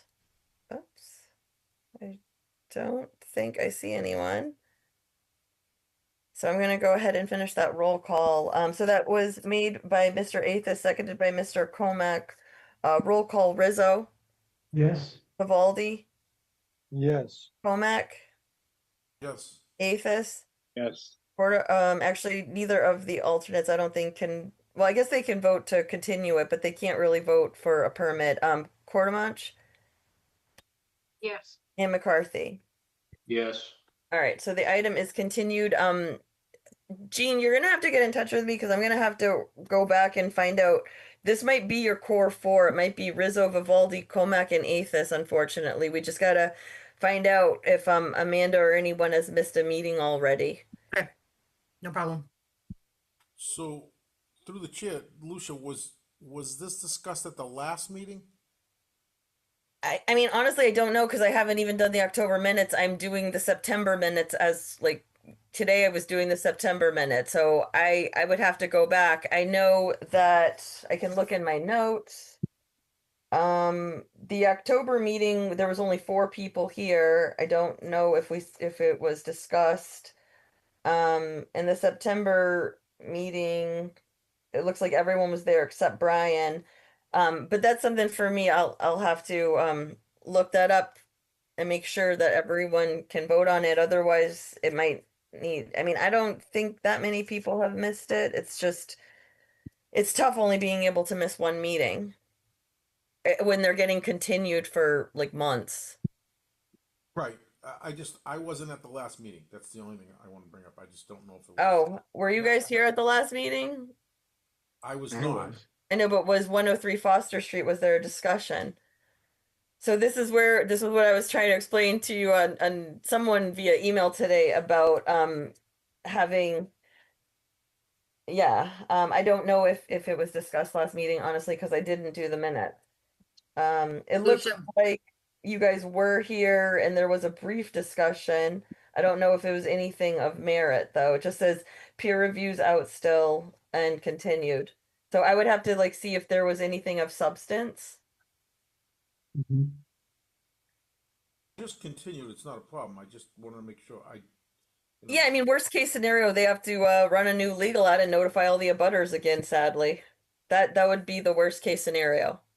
And then whoever's at the next meeting, that's it. It's a public hearing again.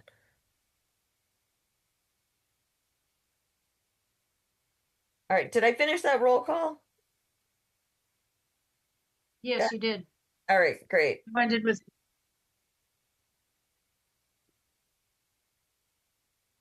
Roll call to close public hearing. And you allowed the public, you asked the public to speak up if there was any questions. Yeah, Yes, but no so one he- raised their hand. Right, so now you can do the roll call. I didn't just do that? You did, so you can just On- continue it, which has been continued till December, right? I thought I you were was gonna- just doing a roll call for continuance because there wouldn't be any That's right. reason to close it, because if we closed it, that would be a very big Right. problem. So we're Yes. not. Close it, it has to Public get hearing. reopened. No, we didn't make a motion to close it. We made a motion to continue it and then you Yeah, open I up to thought the I did a public. roll call. I allowed both Leslie and Derek to vote, and then I said that this could be the core four, and then you guys asked me to look back, and then I started looking back, and now I'm confused. So this isn't something for me to figure out. I'll figure it out before the next meeting if they have a quorum, and if not, they'll have to run a legal ad and notify the abutters again. So I don't know. I haven't done the September minutes or the October minutes. I don't know. I'm sorry, guys. You don't just run the legal ad and notify the abutters. You start from All scratch. right, well, I don't think anyone, we were ready to continue. And then Lucia, I think you said, well, there might be people from the public who might want to comment. So, and that's the last I remember of it. So Right. we're not going to close the public hearing. We just no. ask for comments from the public. So I now, would just suggest that we had a motion to continue the public hearing, and the motion was accepted. I think you just need to do the roll call for the motion I to don't think you did the roll call. continue. well, we're continuing. We need the roll Yeah, call. just to continue. We're not closing. Okay, I think I did, but that motion to continue was made by Mr. Athis, seconded by Mr. Comack. Roll call, Rizzo, Yes. Vivaldi, Yes. Comack, Yes. Athis, Yes. Portamonch, yes. and McCarthy. Yes. All right, 6-0 is continued. Thank you. Thank you, Jean. Okay. The next item on the agenda is item number 6. It's under certificates of compliance. It's a continued request for a full certificate of compliance is made by Williams and Chris Sparagus on DEP file number 55-934. The project was the construction of a single-family home. The address is formerly known as 0 Pearl Street and is now known as 18 Pearl Street, map 105, lot 85 in the city of Peabody. the-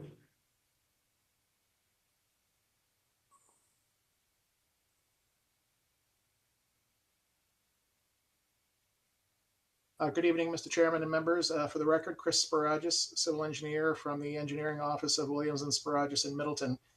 How's everyone doing tonight? Good, thanks. Mr. Chairman, if it's okay with you, I'm gonna keep this brief. Okay, We continue working. The DBIC company is continuing to work with Mr. Barrasso and their attorneys to try to bring this thing to a resolution. And I'm here tonight. I've been asked to come and request a continuance to allow our company to do an updated as-built survey Okay. to update the as-built plan. There is some to reflect some recent alterations that were done on the property in order Okay. that we can present that information to the commission. okay. Sounds good. Through And we the won't chair, open it, Chris, we'll just motion to continue this. through the chair, Chris, has it been resolved? I don't, has work been completed on the property to take care of the grading that they wanted taken care of? I think because after a recent site visit, we recognize that there have been some alterations to the property that we need to as-built before we can finalize the, let's call it the corrective action plan. Okay, so nothing's, so, okay, all right. That's what I wanted to know. Okay. Mr. Chairman, through you to members of the board, Attorney Robert Peterson representing the homeowner, Mr. Paul Barrasso. We have been dealing with Mrs. Sparagus, and as recently as Monday afternoon, I have been corresponding with their attorney. And while we came to a little bit of a stalemate with what the remedial measures on site would be to deal with the grading and the pooling issue, I believe that we do have a path forward, but it will require our engineer getting together with Mrs. Sparagus to come up with a plan that we hope to be able to present this board in December, so there can be remedial action taken on site, so we're not dealing with the freeze thaw cycle like we were this past spring. Great. Good to hear that. Good to hear that. Okay, then, can I have a motion to continue this to our next meeting? So moved. Second? Somebody second that? Second. Okay, second by Derek. All right, so that motion was made by Leslie, seconded by Derek. Roll call: Rizzo, Yes. Vivaldi, Yes. Comac, Yes. Gaithis, Yes. Portamont, Yes. and McCarthy. Yes. All right, so it is continued to December, hearing 6-0.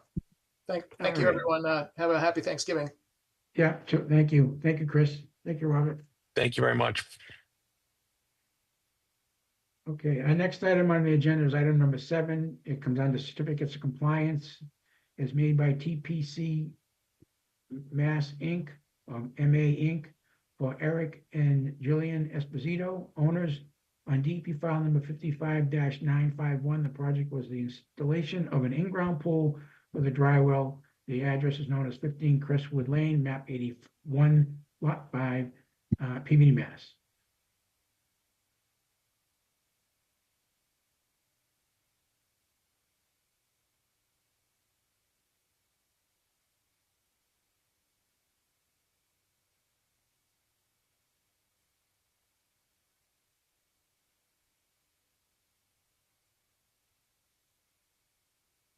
Hi, good evening. My name is Christy. I'm representing TPC for the Espositos, and we've submitted the as-built drawings for the work we've done and looking to close out the project.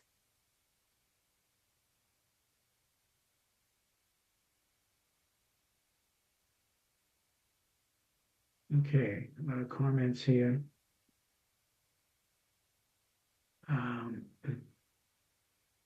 There are some differences from the original plan. I think the open pavilion is larger and the pool apron is a little smaller. And the propane tank was relocated, and the fire pit now has flagstone patio around it, and the fence area has been reduced. Is that correct? Yes.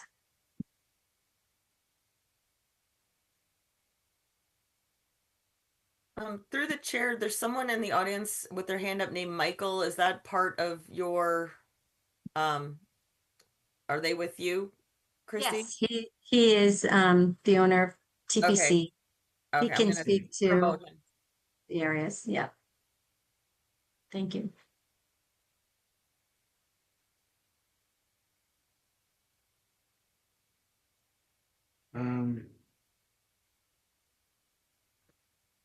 So is this, you think there's a problem, Lucia, with Riverfront? If there was additional work done than what was originally on the plan, percentage wise to the site? Yeah, they're only allowed a certain amount of alteration. So the surveyor should have caught that and put that on there. And I mean, it's really up to you guys, how you guys feel about it. If you guys are okay with the alteration, it's really the issuing authority. So the regs do say there's a certain amount, like percentage of the riverfront that they're allowed to alter. Um, I don't know what Yeah. it is because, I'm not gonna do the math. It's not my plan. It's.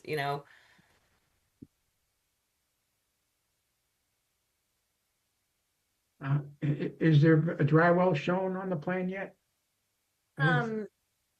So I think that when the surveyor came out, he didn't recognize the dry well, but I could share with you a picture of where the dry well is, if you'd like me to Okay. share that. We Yes. kind of made it a little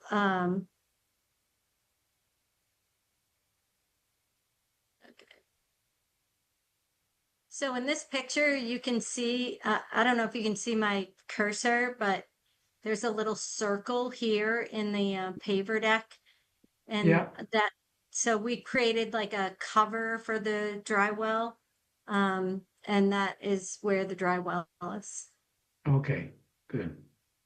Yeah. Okay. And every surface here I know was important to the commission for everything to be permeable. And every surface here is permeable.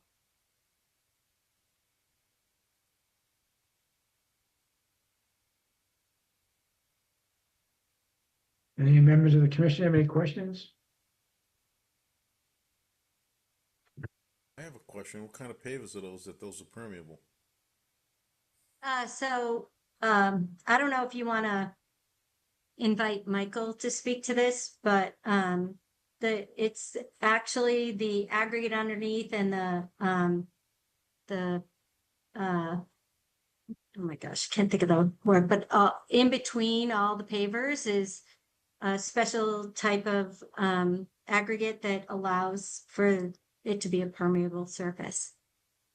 So it's not the Not the pavers. pavers, it just allows infiltration between the pavers.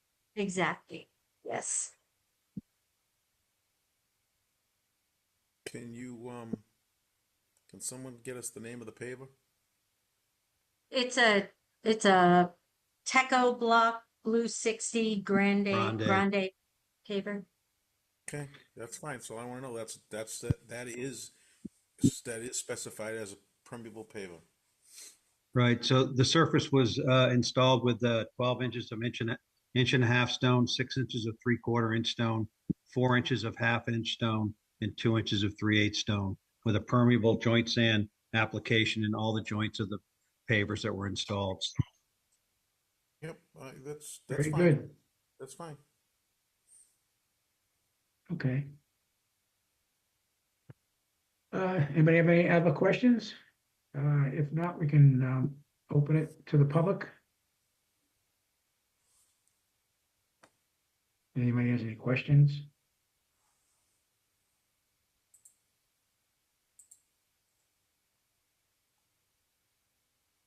So the propane tank is new, it wasn't part of the original plan? I think it was Uh, it- moved. It was not. There was an Oh. existing fire pit area there that we actually disturbed when we were doing the project. So we put it back in a permeable application, and we added a prefabricated wood propane fire structure, put it on the surface of the existing area, and they added a propane tank to support the fire pit structure. Okay. And that obviously was done in a permeable application as well. Okay.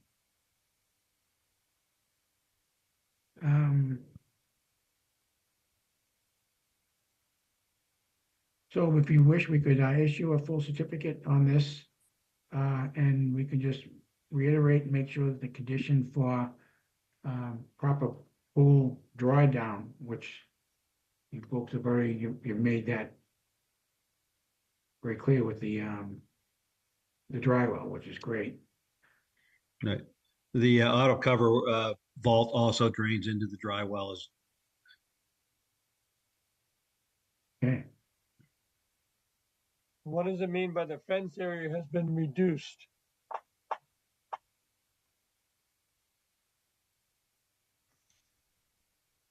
I'm not sure what that means. I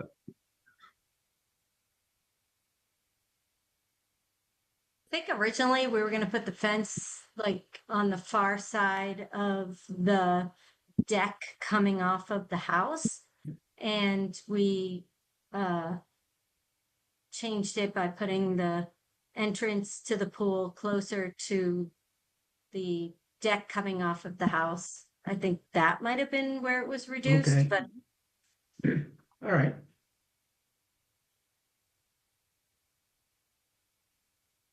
All right. Okay, then,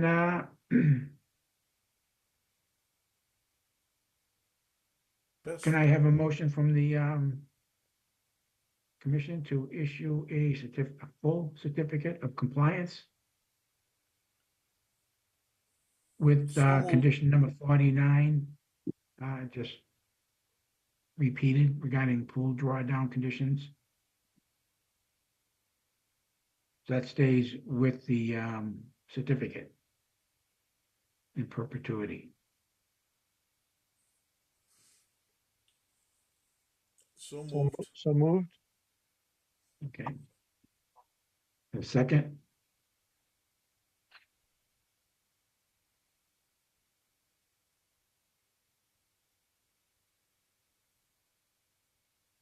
Second, Okay, second by Leslie.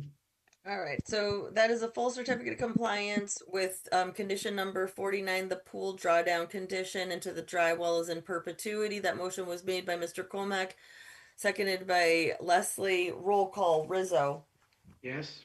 Vivaldi, Yes. Colmack, Yes. Athos, Yes. Quartermach, yes. McCarthy. Yes. All right, so that passes 6-0. I have 21 days, Christy. As soon as I get it, I will send you an email. okay, great. Thank you so much. Thank you. Thank you, everyone. Okay, next item on the agenda is item number 8 on an abbreviated notice of resource delineation. Continued public hearing on an abbreviated notice of resource area delineation by Attorney John Kelty for Cosma and Zoe Evangelides. The applicant is seeking confirmation for the extent and location of wetland resource areas that may be subject to the jurisdiction under the Massachusetts Wetland Protection Act and the City of Peabody Wetlands Ordinance within and surrounding the proposed project for the property known as 309 Lowell Street, Peabody, Mass. So John Kelty for the applicants, the Evangelides who reside at 309 Lowell Street. I was here at the last meeting and the board had some revisions they wanted to be made to the plan. Most notably, some of the measurements that were on the plan weren't identified to the satisfaction of the board, or in some instances weren't even identified. So we've now filed a plan that I believe accommodates the board's request about adding identification. We've also added a fence that is located between my client's property and the Costas. And there was the rest of your 200-foot riverfront boundary, outer riparian zone was marked, the 100-foot BVW. On the left side of the plan, we identified I'm sorry, on the again on the right, we identified 100 feet riverfront boundary. And what's this one? 200. They're all identified.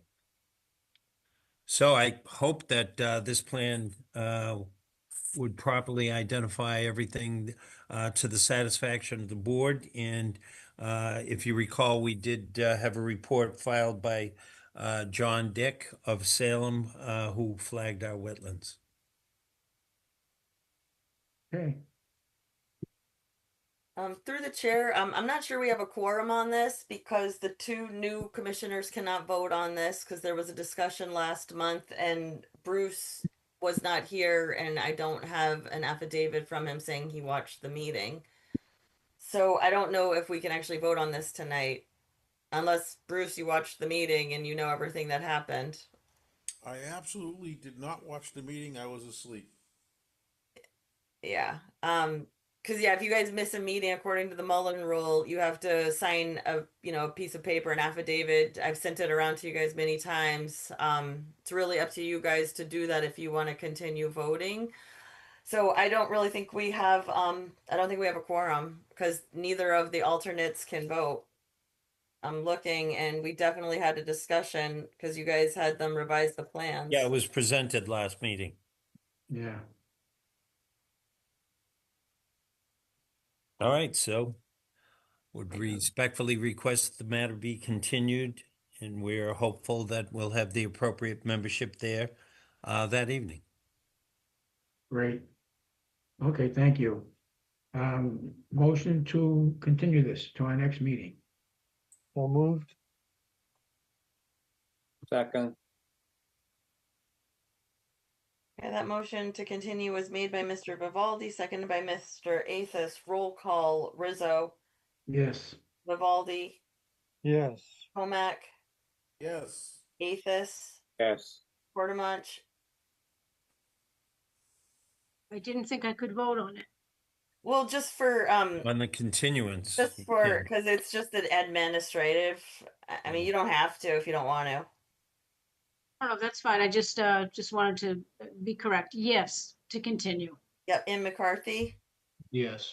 All right. So yeah, just going forward, just so everybody knows that if you guys miss a meeting and you wanna, if an item's continued, you have to watch the video and then you have to sign this paperwork.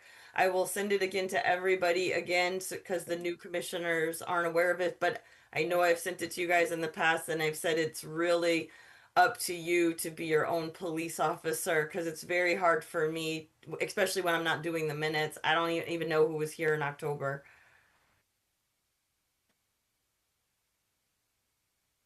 I have that. So let's see. I'm lobbying people to show up.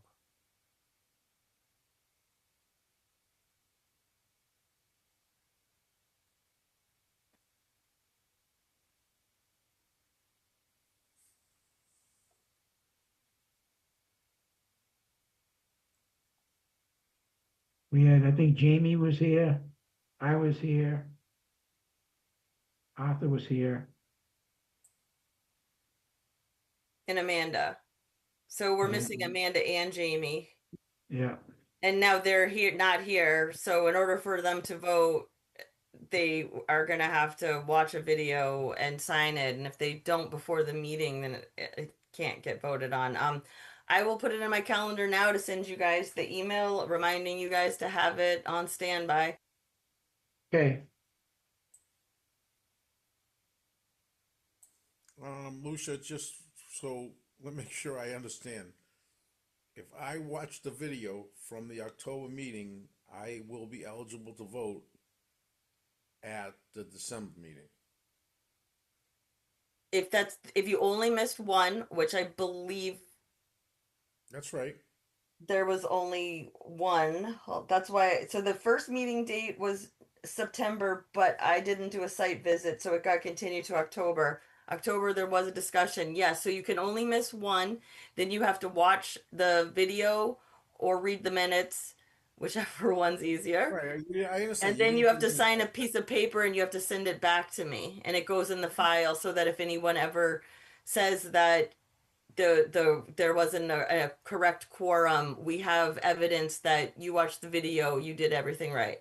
Right. So if I watch the video in October, I watch the October video, I'll be eligible to vote in the December meeting. As long as you send me this paper signed that you watched it, yes. I understand. I understand. Okay. Pint of blood too. Okay, and the September meeting, Arthur was there, Arthur, Jamie, me, Mike Vivaldi, Amanda, and Bruce, and Lucia. I think Brian Cassidy was not there. Correct.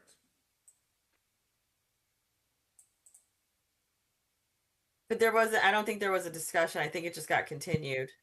Yeah. Maybe I'm wrong. That's You want correct. me to look? Hold on. Give me 2 seconds.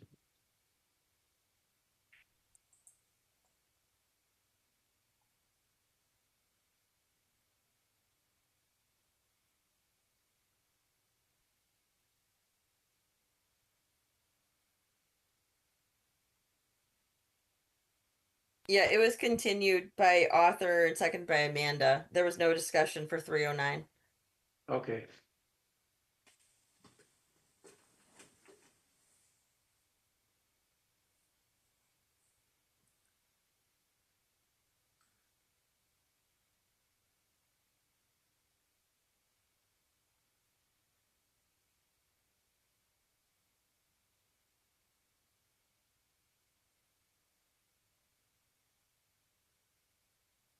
Yep, no discussion. That is correct. Okay.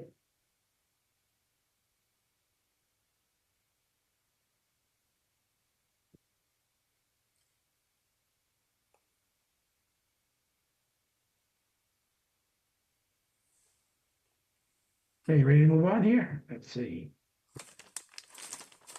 Next item is item number 9. And that comes under enforcement orders. Continued enforcement order issued to Daniel Botello and Jocelyn Alves Conclaves for the following activity, bringing in 9 to 10 dump trucks of fill, placing it in the border vegetating where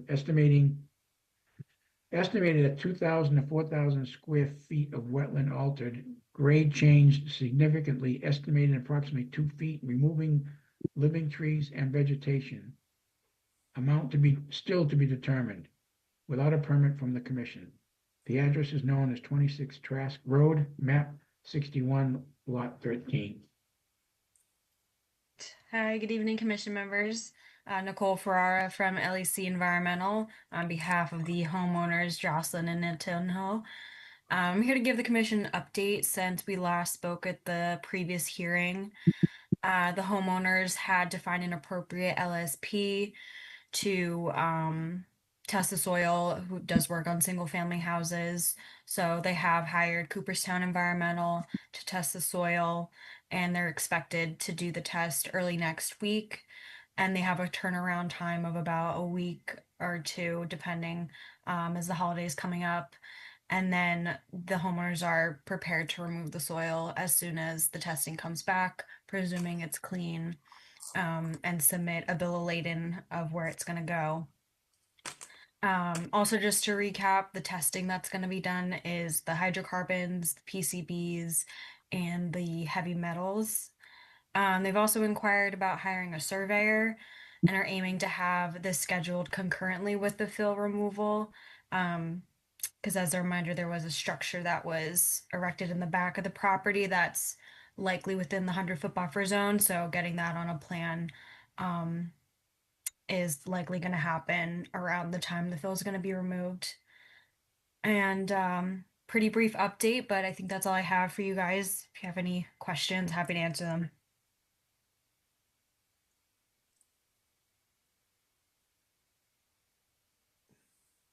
There's not much we can do right now till we get that information. So, any commissioners have any questions?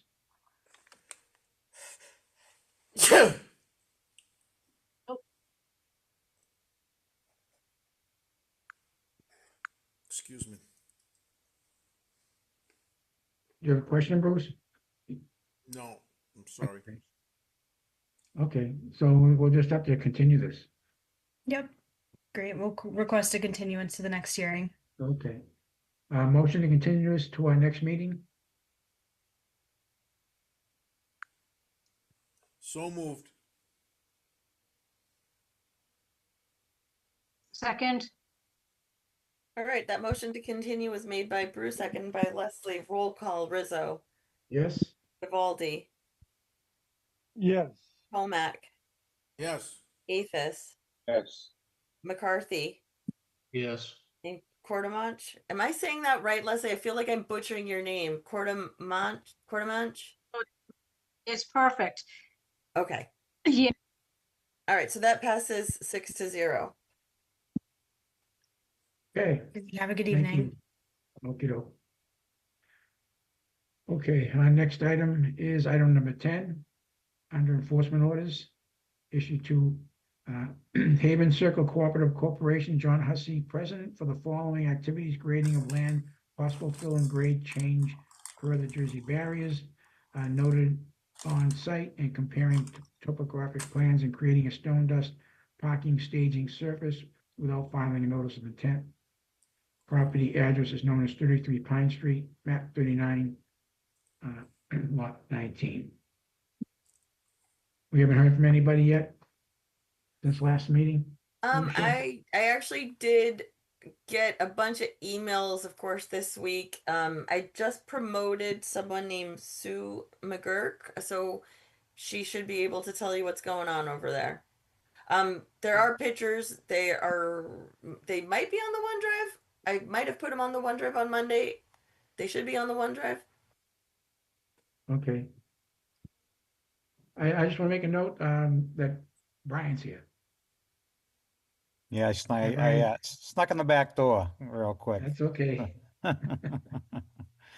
So, All right. All right, we can move forward. Go ahead, Sue. Unmute yourself.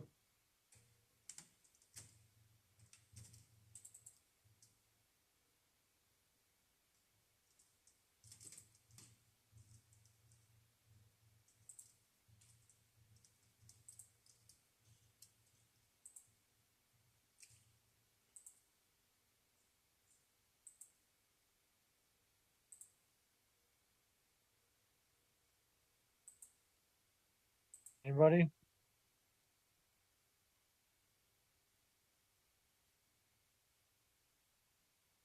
Bill, you have to unmute your. Okay, I got it. It popped up. Yeah, so somebody decided they were going to drive up on the area that we just sprayed. So grass will not be growing there right now. Actually, we kind of did it kind of late. So I wasn't thinking that we were going to get any grass there right now. But we are going to redo in the spring. And that's pretty much it. Okay.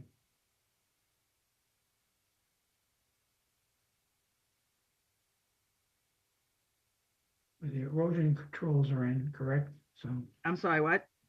the erosion controls are in place. Yes. All right. So you had the hydroseed done. Yes. And then somebody decided to destroy it. Well, did they drive all over it, or they just drive at one mark? They kind of drove in and then drove out. I don't understand why anybody would be down there except for the residents, and they wouldn't do that.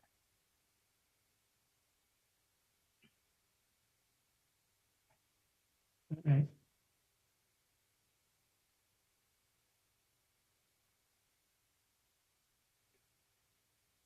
Well, now it's November, so we're going to continue this to our next meeting, or I would not. We can't do anything with it because of the season. yeah. So I guess we have to continue this until the spring. That's what I'm thinking. So we can do it again. Yeah. I mean, you got the erosion controls are in place, so should be safe. So, Lucia, should we continue this to March or something like that? Before you.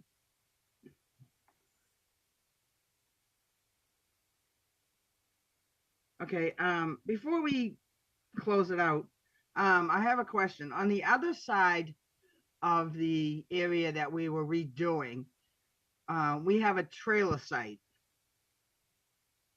We were in the process of remodeling it. Excuse me. And it was kind of like in the wintertime. And we kind of had a problem. It collapsed on us. So we are planning on putting a new trailer in there on the same platform that we have. My question is, do we have to do anything with the city, or can we just continue? So you have an existing footings? Yes. So is that home number 33A? I don't know if it's an A, but yeah, you could call it that. I would think you need a building permit. Okay. Yeah, I mean, is the existing building still there? No, the building has been taken off. So it's So just you- the platform, the So you- existing footing of the original trailer. Yeah. I don't see any, you're gonna just bring in a new unit and put it in the same place? Yes. Yeah, I don't seem to have a problem with that. Okay. Anybody else? I don't think I have any problem with us. I think she should check with the building inspector just in case. Okay. Yeah. Well, this is why I'm kind of asking kind of early so we can, when the time comes, we know what to do. Yeah. Yeah, I'd check with City Hall and, I think as far as we're concerned, everything looks to be stable and okay. And if you're just putting a new building in the same location, I Okay. don't see any issues. Oh, good. Yep, through the chair, 100%. They need to speak with the building department, and because I've signed off on permits like this before, and I do exactly what you guys just asked. I call them or write to them in the permitting software, and I say all you're doing is removing an old trailer and putting in a new one, no earthwork, great, and then I just sign off on it. So Right. if they go through the channels of getting the permit, then I'll have the ability to sign off, and then that's where I get more information and make sure that there's definitely not any earthwork. Okay. You okay with that, Sue? Yes. Okay. Okay, so do you want to continue this with not talking about the new Yes. structure, but as far as the rest of the site, do we all want to just wait till the spring, Continue it to the May meeting. the May meeting? Well, They they're may not wanna gonna do grow the it. grass in April. Yeah, all right, April. Let you can seed in April. Yeah. Well, they could seed, but Lucia's not gonna be able to inspect it to say, okay, it came in good enough until the May meeting. Okay, Our I April- see what you mean. Our April meeting is, I don't know, Yeah. the second Wednesday in April, so that won't be early enough. all Yeah. right. Let's continue this to May meeting, Okay. 2026. All right. So she should lay some seed prior to that, because it'll Yeah. be the end of April. Right, Yeah, we thought about that because we do have the tire marks in that where they're empty. yeah. Were So they, you can, were they car tire marks or Oh, you a think one? they look more like a truck or a Jeep size? Yeah, okay.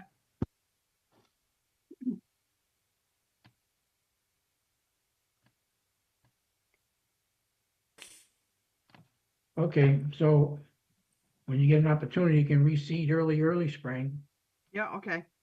And by our May meeting, you should see some results. All right. Sounds good. Okay. Motion to continue this to our May meeting. Second. Motion, continue. A motion by Leslie, second by Brian.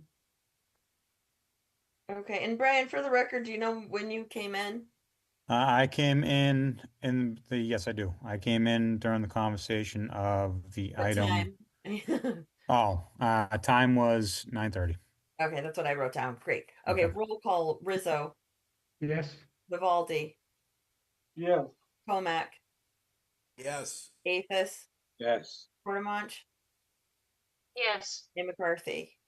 Yes. All right, so 33 Pine Street is continued till the May hearing. And Sue, if you want to tell John to reach out to me, sometime in like maybe February, so we know that we're on the same page. Okay, yeah, no problem. And one last thing, Sue, when you reseed the next time, it might be prudent to put maybe some stakes and a snow fence across the entrance, so at least Well, won't be we have right now we have cinder blocks and a cone, and we also have it caution tape across it. Okay. Very good. All right. Okay. Thank you, Sue. All right. Thank you. Have a good evening. Yep. Next item is item number 11. And that's continued to our December meeting, so now we have to read the motion again. So item number 12 is a continued enforcement order issued to JND Real Estate Solutions LLC, Maggie Dunn and John DeCoulis, care of attorney John Kelty, for the following activities: grading and land alteration within feet of the bordering vegetated wetland. The property address is known as 24.5 North Central Street in the city of Peabody, map 64, lot 28. Looking for an update. It's interesting that Jack Kilty's no longer here because I don't see anyone else in the audience, and I certainly don't have an update. Yeah, and William Sporagis was here too earlier. Yeah, all I know is that Rick Williams from Williams and Sparages, not Chris Sparages. Rick, I believe it's Richard. I don't work with him that much. He is the engineer who was hired, but it doesn't look like he's here. I do see a neighbor. I don't want to call him out. If he wants to speak or if he has an update, feel free to raise your hand. I'm gonna go ahead and update our insider over there. Hold on. I'm gonna promote Paul Stevens to a panelist.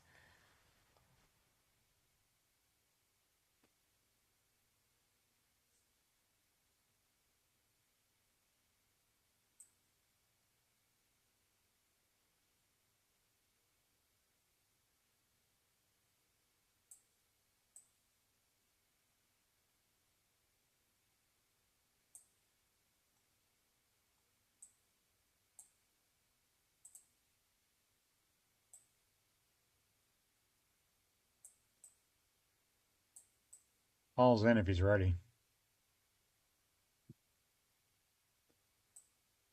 Well, you have to unmute your computer. Ah.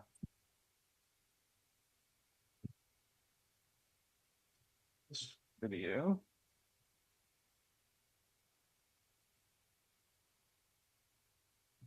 You guys hear me okay? Yeah. Yep. Okay, perfect. Paul Stevens, 24 North Central Street. Quick update, because I just don't know what's going on with anything they've done over there, as in for plans for getting the site evaluated, stuff like that. But I can tell you that recently I went over there, just walking by and stuff. And there's some erosion happening on the right side of the property, going up kind of a steep slope going up to the neighbor's property on the right side. It's under, the erosion is under the fence going towards the neighbor's driveway. The driveway that they have now, which was in the proposed portion of the driveway that they extended all the way to the backyard, the entire driveway, they didn't, I'm assuming because it's hard packed, that they didn't put any veggie netting on, seed and grass and all that stuff. That it has signs of erosion as well. They have vehicles that come in and out still because they're still doing work to the house. So that's, that could be added to the erosion because it's constantly change in the density of the soil. They had erosion net or not hay bales, the tubes, erosion tubes that were across the front of the driveway. They've moved those because they have vehicles coming in and out, and they just never have been put back in place. So there is signs of erosion. We're going into, wet time of the year. Not only wet time of the year, but where topsoil is going to start freezing and then thawing out during the day, which is going to make erosion happen a little bit more.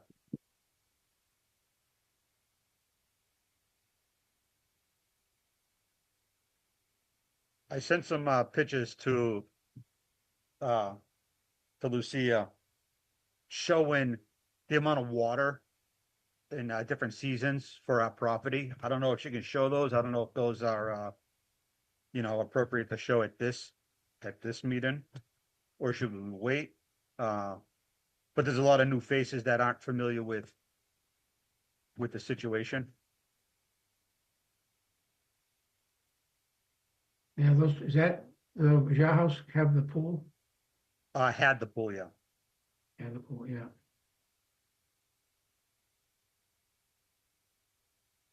Remove the Okay. pool in order to get, let nature do its best to get rid of some of the water. More ground surface area to evaporate water and stuff. Sure.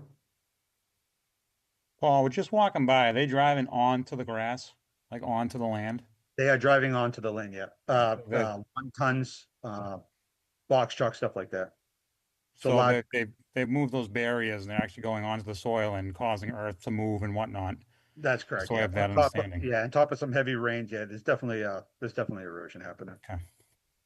Because I'm curious if those are also causing the erosion as well. Yeah, I wasn't sure why they didn't put down the veggie netting over the entire driveway. I'm assuming it was because it was hard packed, or lint pack, stuff like that. So I don't know the mindset there, but it was supposed to be over the entire property. Yeah. It wasn't done over the driveway. Yeah, so they're missing their marks that they were supposed to cover. Correct, yeah. And even on the right side of the property where they did put stuff, they never really maintained it. There's erosion happening. That's a really steep angle. And it's going under the neighbor's fence or their fence into the neighbor's yard. And it's Yeah. pretty close to, their asphalt driveway. So it's going to start undermining that driveway sooner than later. Yeah, it's going to push it up. Yeah. I'm just curious that I don't understand how, like, with everything going on with this property, how the work just continues on with this place. It's continuing on, yeah. They by the looks of it, they hooked up all the gutters to the drains that they never got approved to put into the Yeah. ground. So where's that water going is the next question. Oh yeah, it's going right into the backyard. There's no regard for this process, no regard for the neighbors saying any of it or Well, the concerns yeah. of it. Yeah, definitely not. It would appear with the history of this that it's just get forgiveness instead of permission. And I say to that, I think back in July as well. And it's just like never ending aggravation with this property for the neighbors.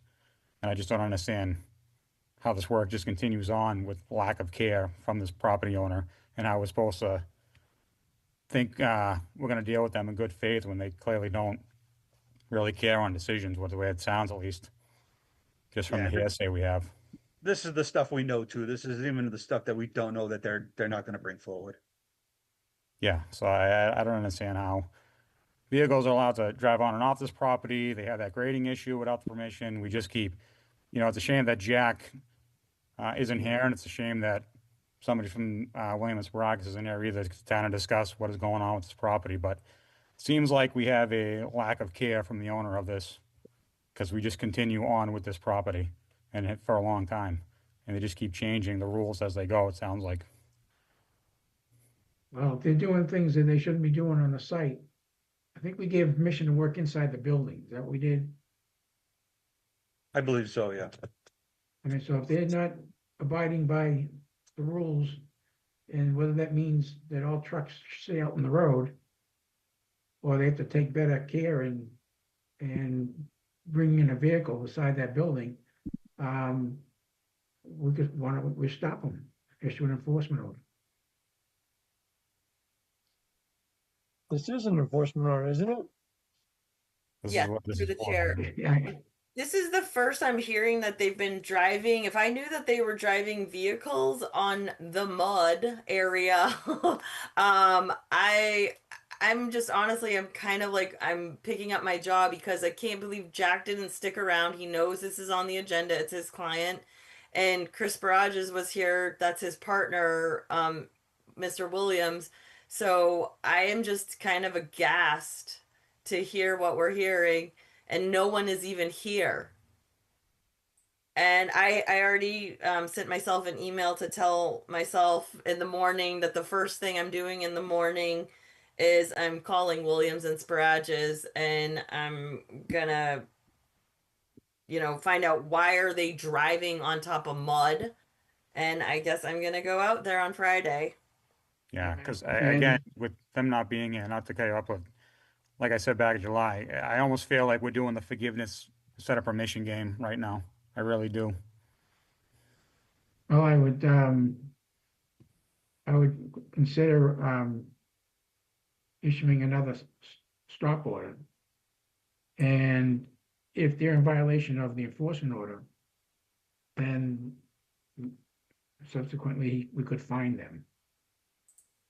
Actually, we missed our window. If we were going to find them, remember we learned this with the Salem Country Club. We have 15 days of issuing the enforcement order. We already issued an enforcement order. So I was thinking that when we were talking about this, I didn't realize this was going to turn into, I didn't realize they were going to be difficult to come to compliance. So yeah, I would definitely, you can amend the enforcement order to say, the jute matting needs to go everywhere on the site. The erosion controls need to be inspected. Any signs of scouring.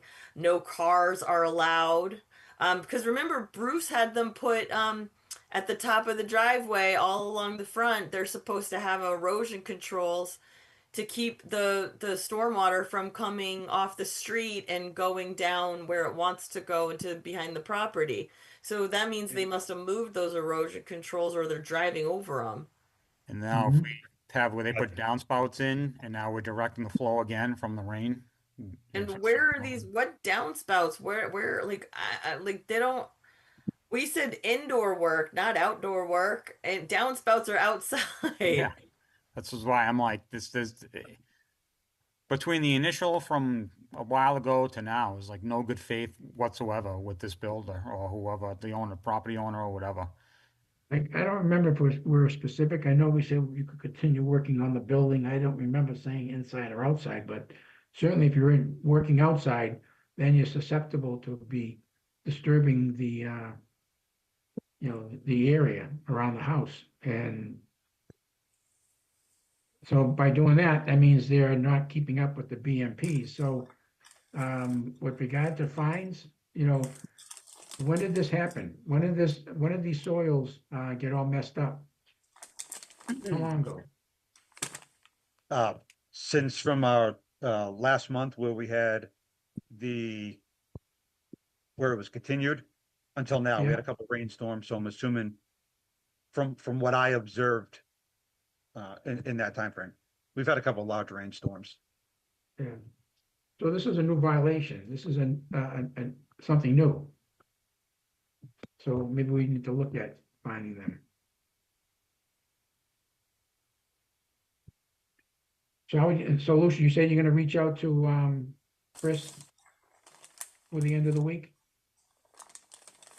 First thing in the morning, the first thing I'm gonna do is I'm gonna call Williams and Sparages and speak to I believe it's Richard Williams is Chris's partner. Chris is not working on this. Okay. It is his partner. I thought he was gonna be here. I thought like I don't know why they think they don't need to be here. I think that's kind of insulting actually. Even if you're not gonna say anything, just be here and be like, yeah, I don't have an update. Yeah. Considering the fact that both Chris Barages was here and Jack was here, at least Jack could have said something for his client or Chris could have said something for his partner. So I think in Chris's defense, I think he actually had another meeting to be at. Okay. But Yeah, Lucia, I'm not saying you're wrong. It could be something as simple as there's been a miscommunication, that they thought maybe it was continued. I'm not really sure. I mean, I mean, it's not continued unless they tell me that they're requesting a continuance, and my notes don't say that they requested a continuance. Right. I don't know. Again, I'm not making excuses for them. It just seems like, I don't think they would. They normally wouldn't do that. You know that. So I don't know. I don't know Williams. I know Chris Barrages wouldn't do it. Yeah, I'm Right, double well, checking my emails. So why don't we, for the sake of nobody being here, why don't we continue this? But in the meantime, if you reach out to them tomorrow, see You what kind of paused there answer. for a minute, Mike. Can you repeat what you said? I said, well, there's not much else we can do on this right now. So I think we have to continue this anyways, but if Lucia's gonna look at this tomorrow and reach out to these parties, I would let them know that, you know, we might look to stop all work on the property.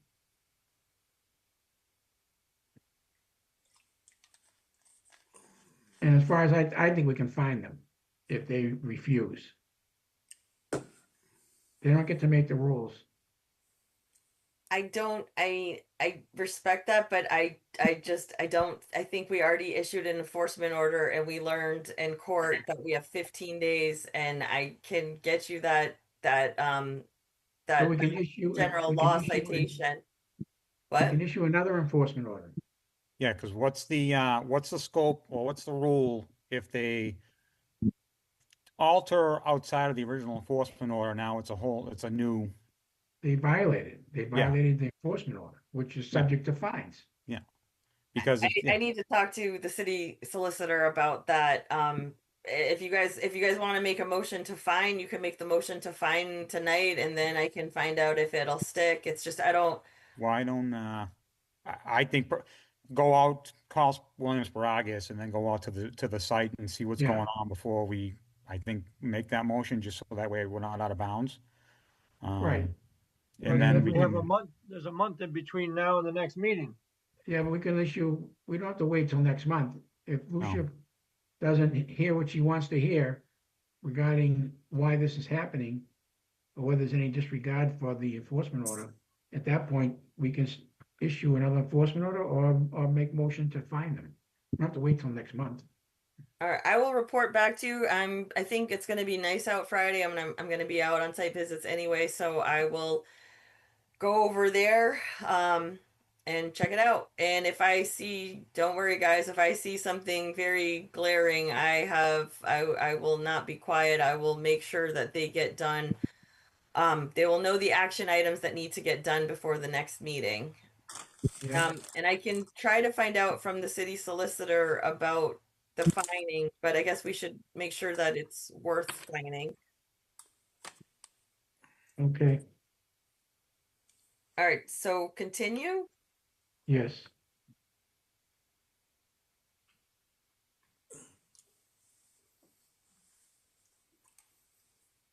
Move to continue. Second. Somebody. Second. All right, Second by motion Booth. to continue 24.5 North Central Street was made by Mr. Athis, seconded by Mr. Comack. Roll call. Rizzo, Yes. Vivaldi, Yeah. Comack, Yes. Athis, Yes. Portamach,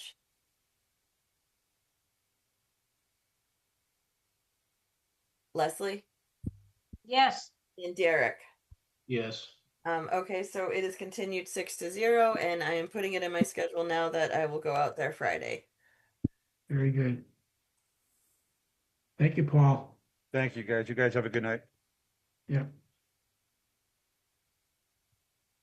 Okay. Next item is under emergency certificates. Emergency certificate for 143 Linfield Street was removal and live load pile as shown in the plan. The start date is October 14th of this year, and work must be completed by 11 by today.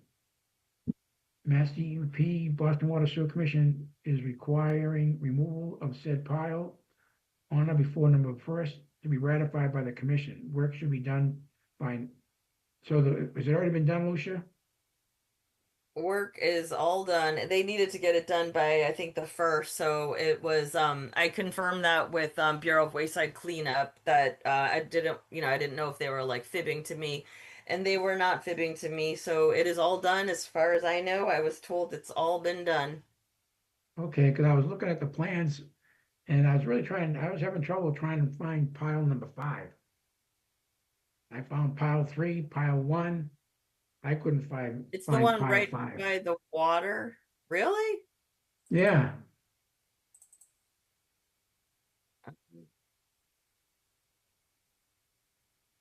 Whatever, if it's done, it's done. It is done, and the pile was near, you remember where that the water came over, it came over the pavement and then it overland flowed until it went to where Craig's Pond is. Mm-hmm. It was where it was coming up out of like the settling. I think that was like a weird settling basin, or it was something very, it's contaminated, I know that. But it was right next to the wetlands. Was that adjacent to the building? It was a little bit away from the building, but very close to it. Do you want me to try to find it? Well, I can see AOC 5, but I don't know if that was pile 5.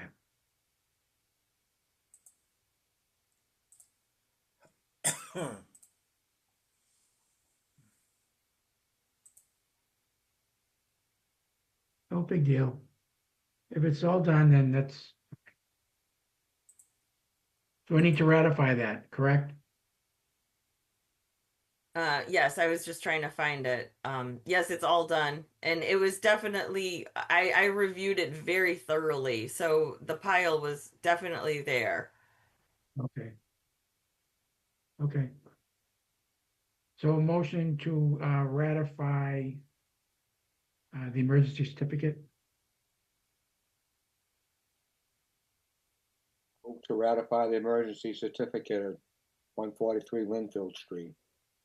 I'm going to second that. Second. Second by Mike Bavalli. Right, so that emergency cert for 143 Linfield Street was ratified by Mr. Athis, seconded by Mr. Vivaldi. Roll call: Rizzo, Yes.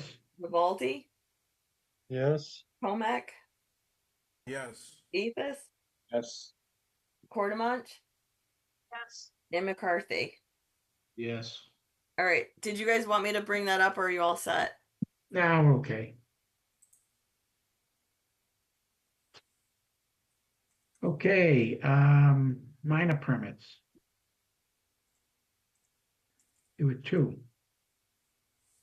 22 Willowbury Drive and 26 Willowbury Drive.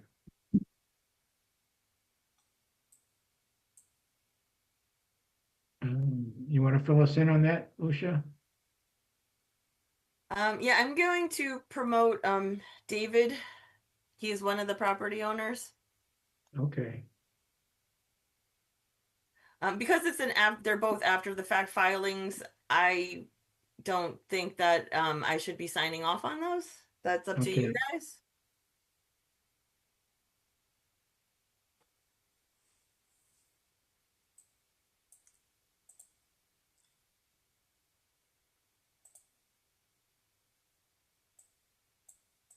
Hi, good evening.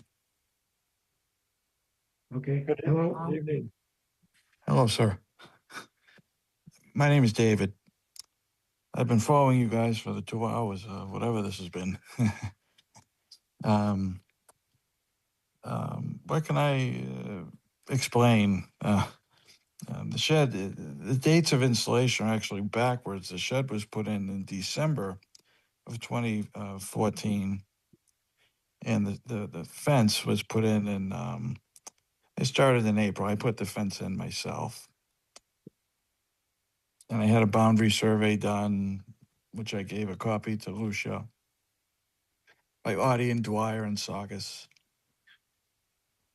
So I just wanted to verify the boundary lines on the property, just so I know it's mine, because it's a big piece of property. And I was not aware that it was wetland. Well, not the whole property, but a portion of it.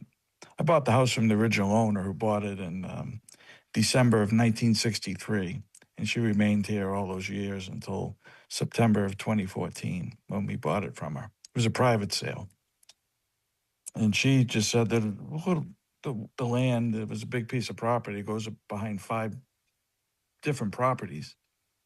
And I apologize for any arrogance. I didn't realize what it was, because there was I didn't find a record of it until recently. So if there's any questions, I'd be glad to try and answer them to the best of my ability. Well, what was the work that was done? I put a shed in December of 2014, and I put a fence up in the summer of 2020. Which, I don't think, I didn't need a permit for either one, because it was within the allowable square footage for the shed and the fence. To my knowledge, you didn't need a permit for a fence. But I apparently you do for both items, because of the wetlands, which I didn't know I had. If you look at a map or anything, no map that I would look up doesn't have any record of it being a wetland. And that, if I had known that, I would have gotten the permit. I would have done whatever I had to do. So I don't try to circumvent anything. I always try to do it the correct way. All right, Isn't the wetland, I'm not sure, I know we have, Lucia was, on top of this, so I have no idea what the site looks like. I can see the plan, but I don't know if it's paved, not paved. So I'm not sure what I'm even asking about, you know? No, it's a wooded piece of property. There's nothing there. It's woods. So did you have to clear land to put the shed in? No, I put it in the backyard. I put it about 10 feet away from the woods. I didn't clear anything. The yard was open, and I needed the shed because the house doesn't have a basement.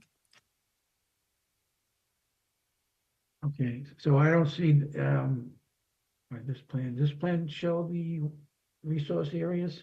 I don't, Lucia sent me a picture. She gave me a picture that shows the wetlands. It goes behind a lot of houses, almost every house around me. yeah. But it's not wet. It's deemed wetland, but it's not wet at all. Lucia, you gotta help us out. I'm not sure what we're doing. Are we gonna, is he filing an RDA? We're gonna have him do an RDA or NOI, or Well, is there, it I not put it necessary? in. I thought they were minor permits because it's a fence and a shed. Um, but that's why I didn't sign off on it. That's if you guys want him to file an RDA. I mean, the work's already done. The wetlands are fine. And I do want to note he says it's dry back there. We're been in a drought for like 2 years. So, and wetlands aren't always wet. It has to do with soils and plant species. It doesn't always have to be standing water. So it's up to you guys. I mean, I'm just trying to help them get back into compliance. Um, there's some history about why him and the other neighbor are 22 and 26 are both here for after the fact permits. Unfortunately, yes, the building department, I just talked to Kurt about this. They keep on telling people, even for a retaining wall, that they don't need permits, and then I have to get involved, and it is creating a very unhealthy working environment. At 22, the next one, 22 Willowbray, I That's had my to show up. father-in-law. He's Yeah, I right had to here. show He's up with when me. I had, can I just finish speaking? I'm trying No, to help just so you know here. who's here. Okay. I'm sorry.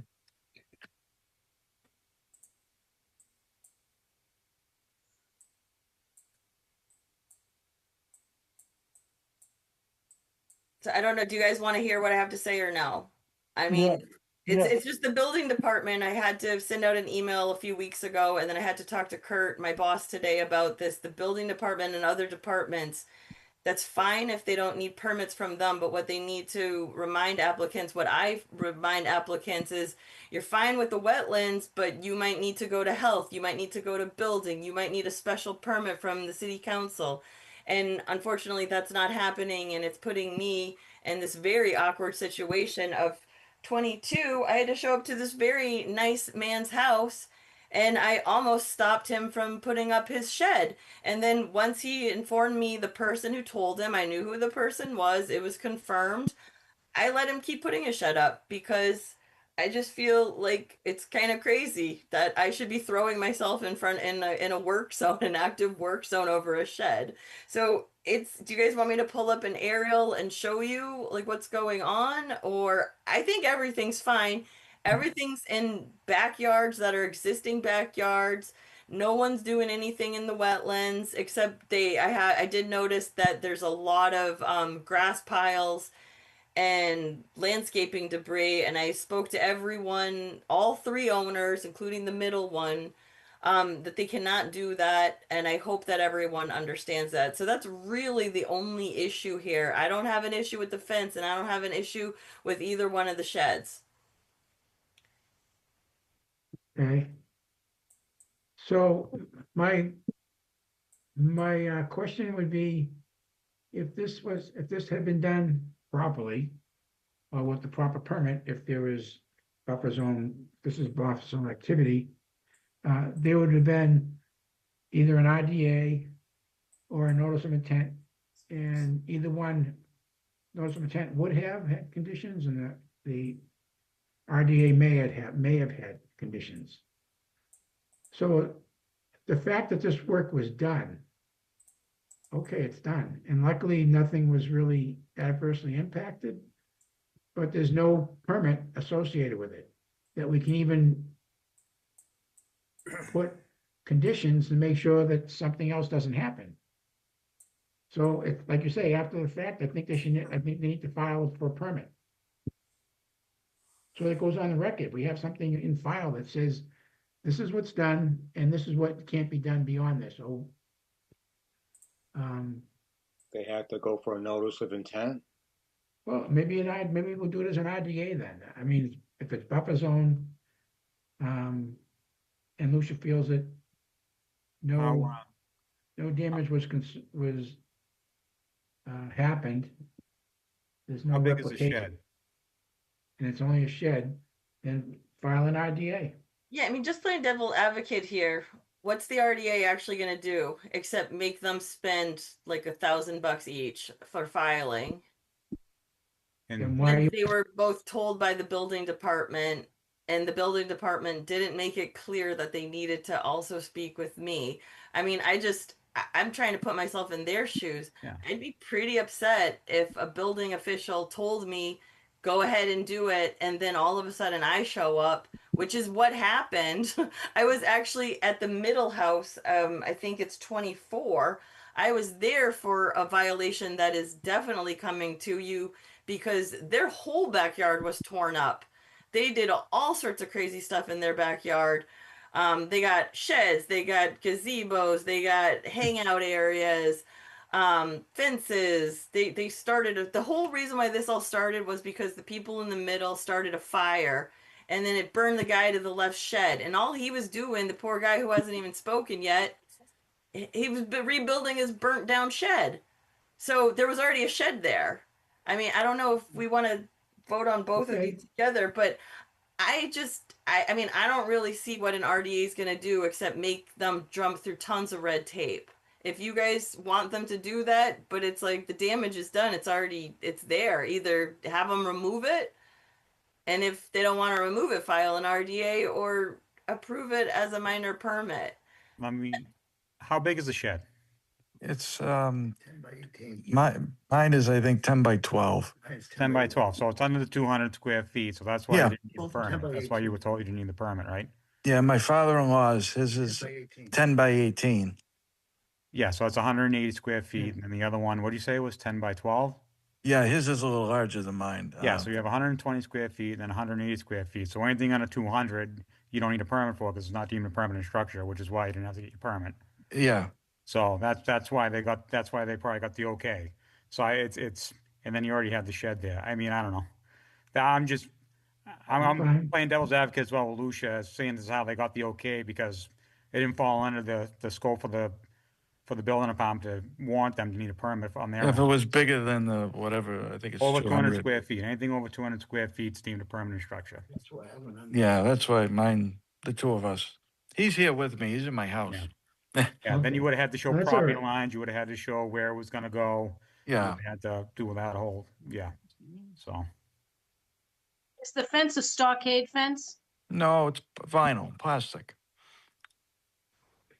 Okay, and do you have a gate that is opening out the back where you're putting grass clippings? No, I don't put grass clippings. I mulch it.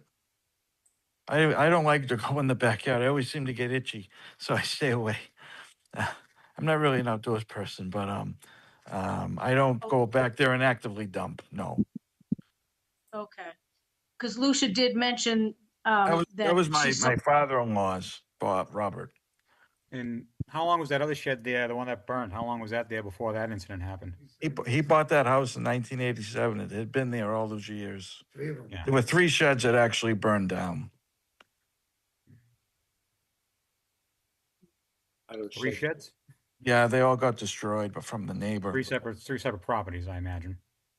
Yeah, they were 3 separate ones. 10 by 12s, and they burned down in July.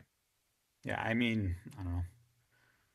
If they never got burnt down, would have never known, they've been there for so long, I don't know, like I Exactly. said, and then I understand how I'll sympathize with why they got the information they got from the building department, because it falls under the 200 square feet rule. Yeah, if that had never happened, this probably would have never transpired into this.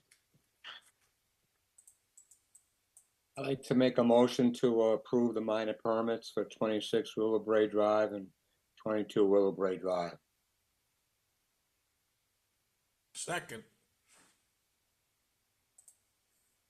All right, that motion to approve was made by Arthur, seconded by Mr. Comac.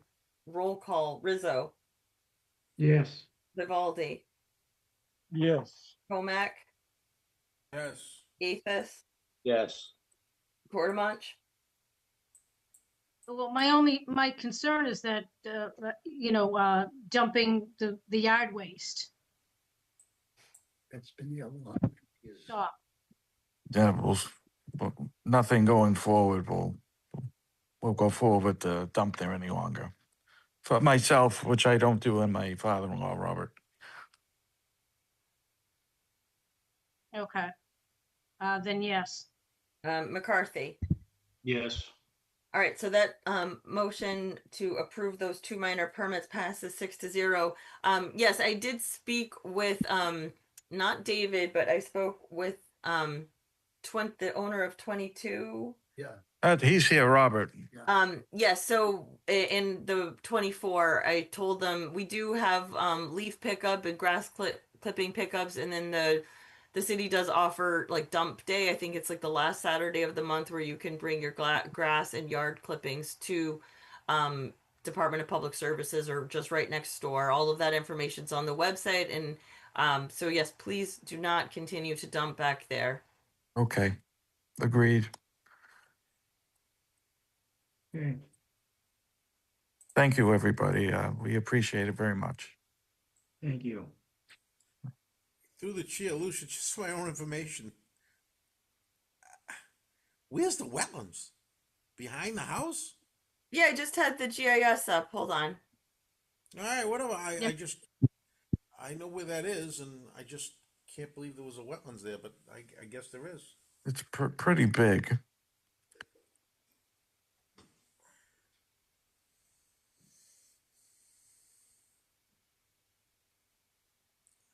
Can you see it?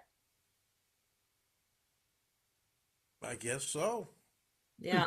So that's what I'm saying. Like, no one, even the person in the middle who really altered the buffer zone, that's for another time. I am actively working on, they do have to file an RD, as you can see.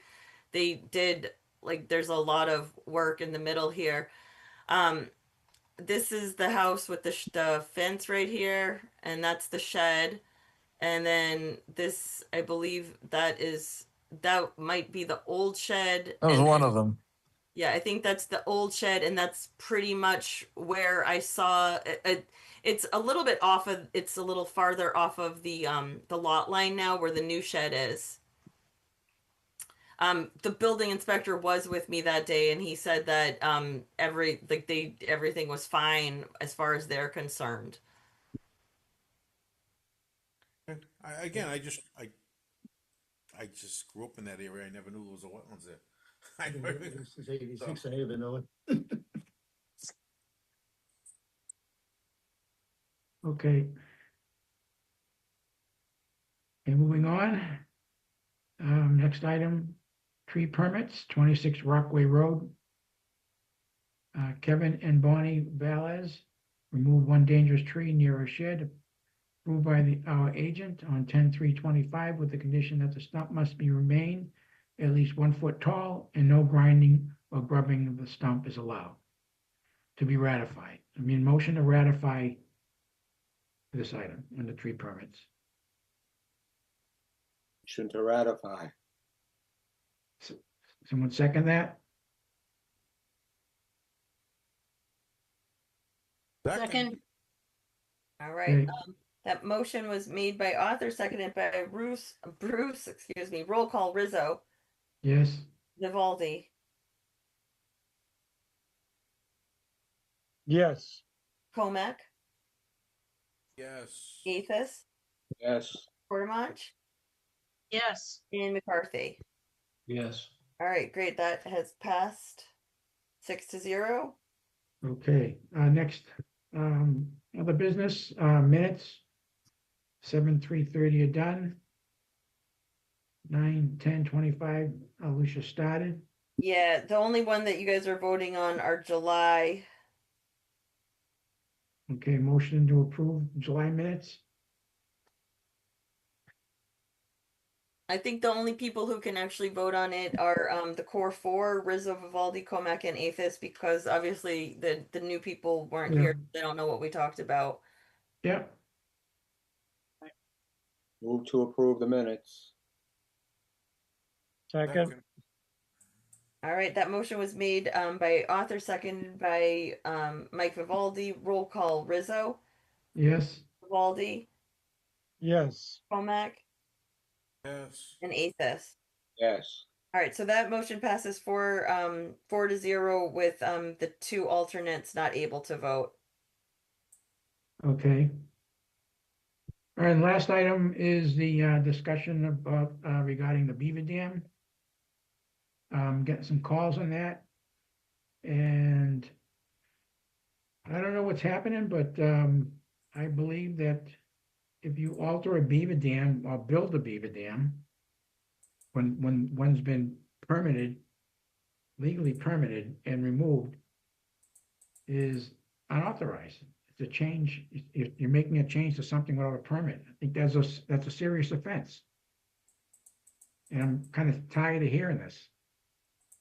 So we need to get our act together with these beaver dams. If their beaver dams they're getting permits to remove the dams. If you come back and rebuild the thing, that's serious. You don't have the right to do that. No one has the right to do that. So I don't know what we have to be proactive on this. It seems to be I happening don't more. think anyone's rebuilding it that I know of. I was told they were built. I was told that it was rebuilt. I have no proof, Yeah, but by I the was told. beavers. But anyway, Yeah. regardless, this is just like this whole thing with the beavers has just been like the last 50 years of my life. I ghost drafted an NOI, which I probably shouldn't have done. I'm getting everything ready so that when Bill Stansfield, the environmental engineer, comes back vacation, he can finalize the notice of intent. That was the route that DEP said to go. Is Okay. it needs to be, and I'm gonna hopefully that it's gonna be ready for the December meeting for you guys to vote on.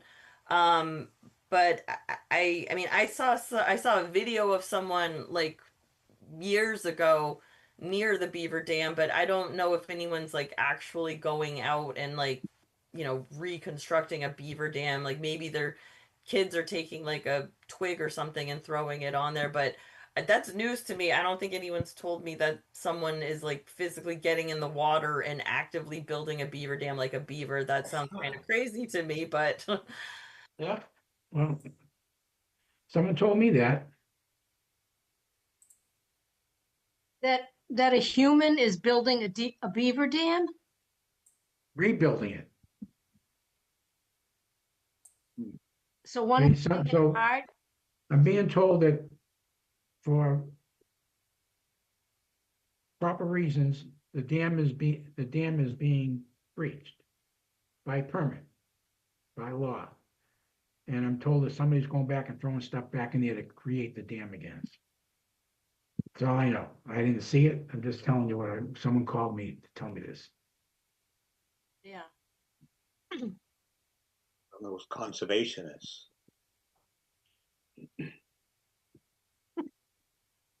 So aside from actually seeing it, we just have PSA right now. Yeah. So we'll have to go out and take a look, figure that out. Where is the dam? there's two It's dams. There's one. it's Go ahead. it's the one along the bikeway, where the one that's closer to Lowell Street, where there's a bench there. Yeah. It's not that one actually. It wasn't, I didn't say it was that one. There was Okay. one there, and then further down the bike path, maybe another, I don't know, maybe a couple thousand feet Towards on the site right. 10.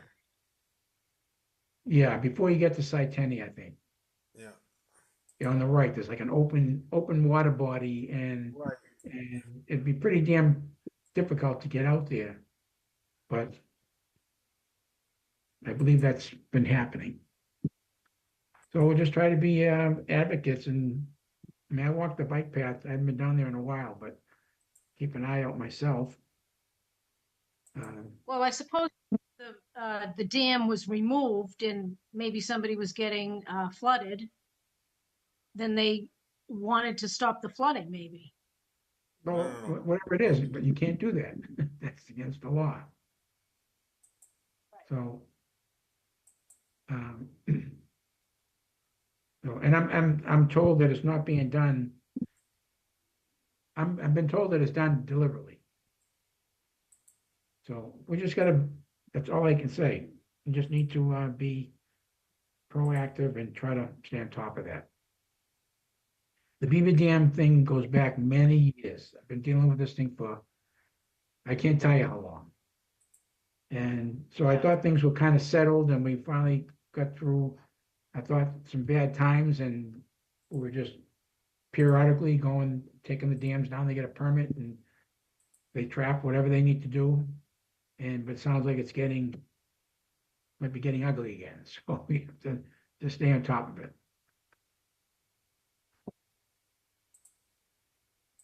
Outside of that, I'm looking for a moment to adjourn this meeting. I think I could make a motion to adjourn the meeting. I know people don't want to, stop, but move to adjourn. Okay. Wish everyone a happy Thanksgiving at the same time. Right. Is there a second? Oh, second. I was thinking about food. I'm sorry. All right, that motion to adjourn was made by Arthur, seconded by Leslie. Roll call: Rizzo, Yes. Vivaldi, Yes. Comac, Yes. Gaithus, Yes. Portamonch, Yes. and McCarthy. Yes. All right, the meeting adjourns at 10:32. Okay. Thanks, Have a nice everyone. holiday, everybody. Happy Thanksgiving.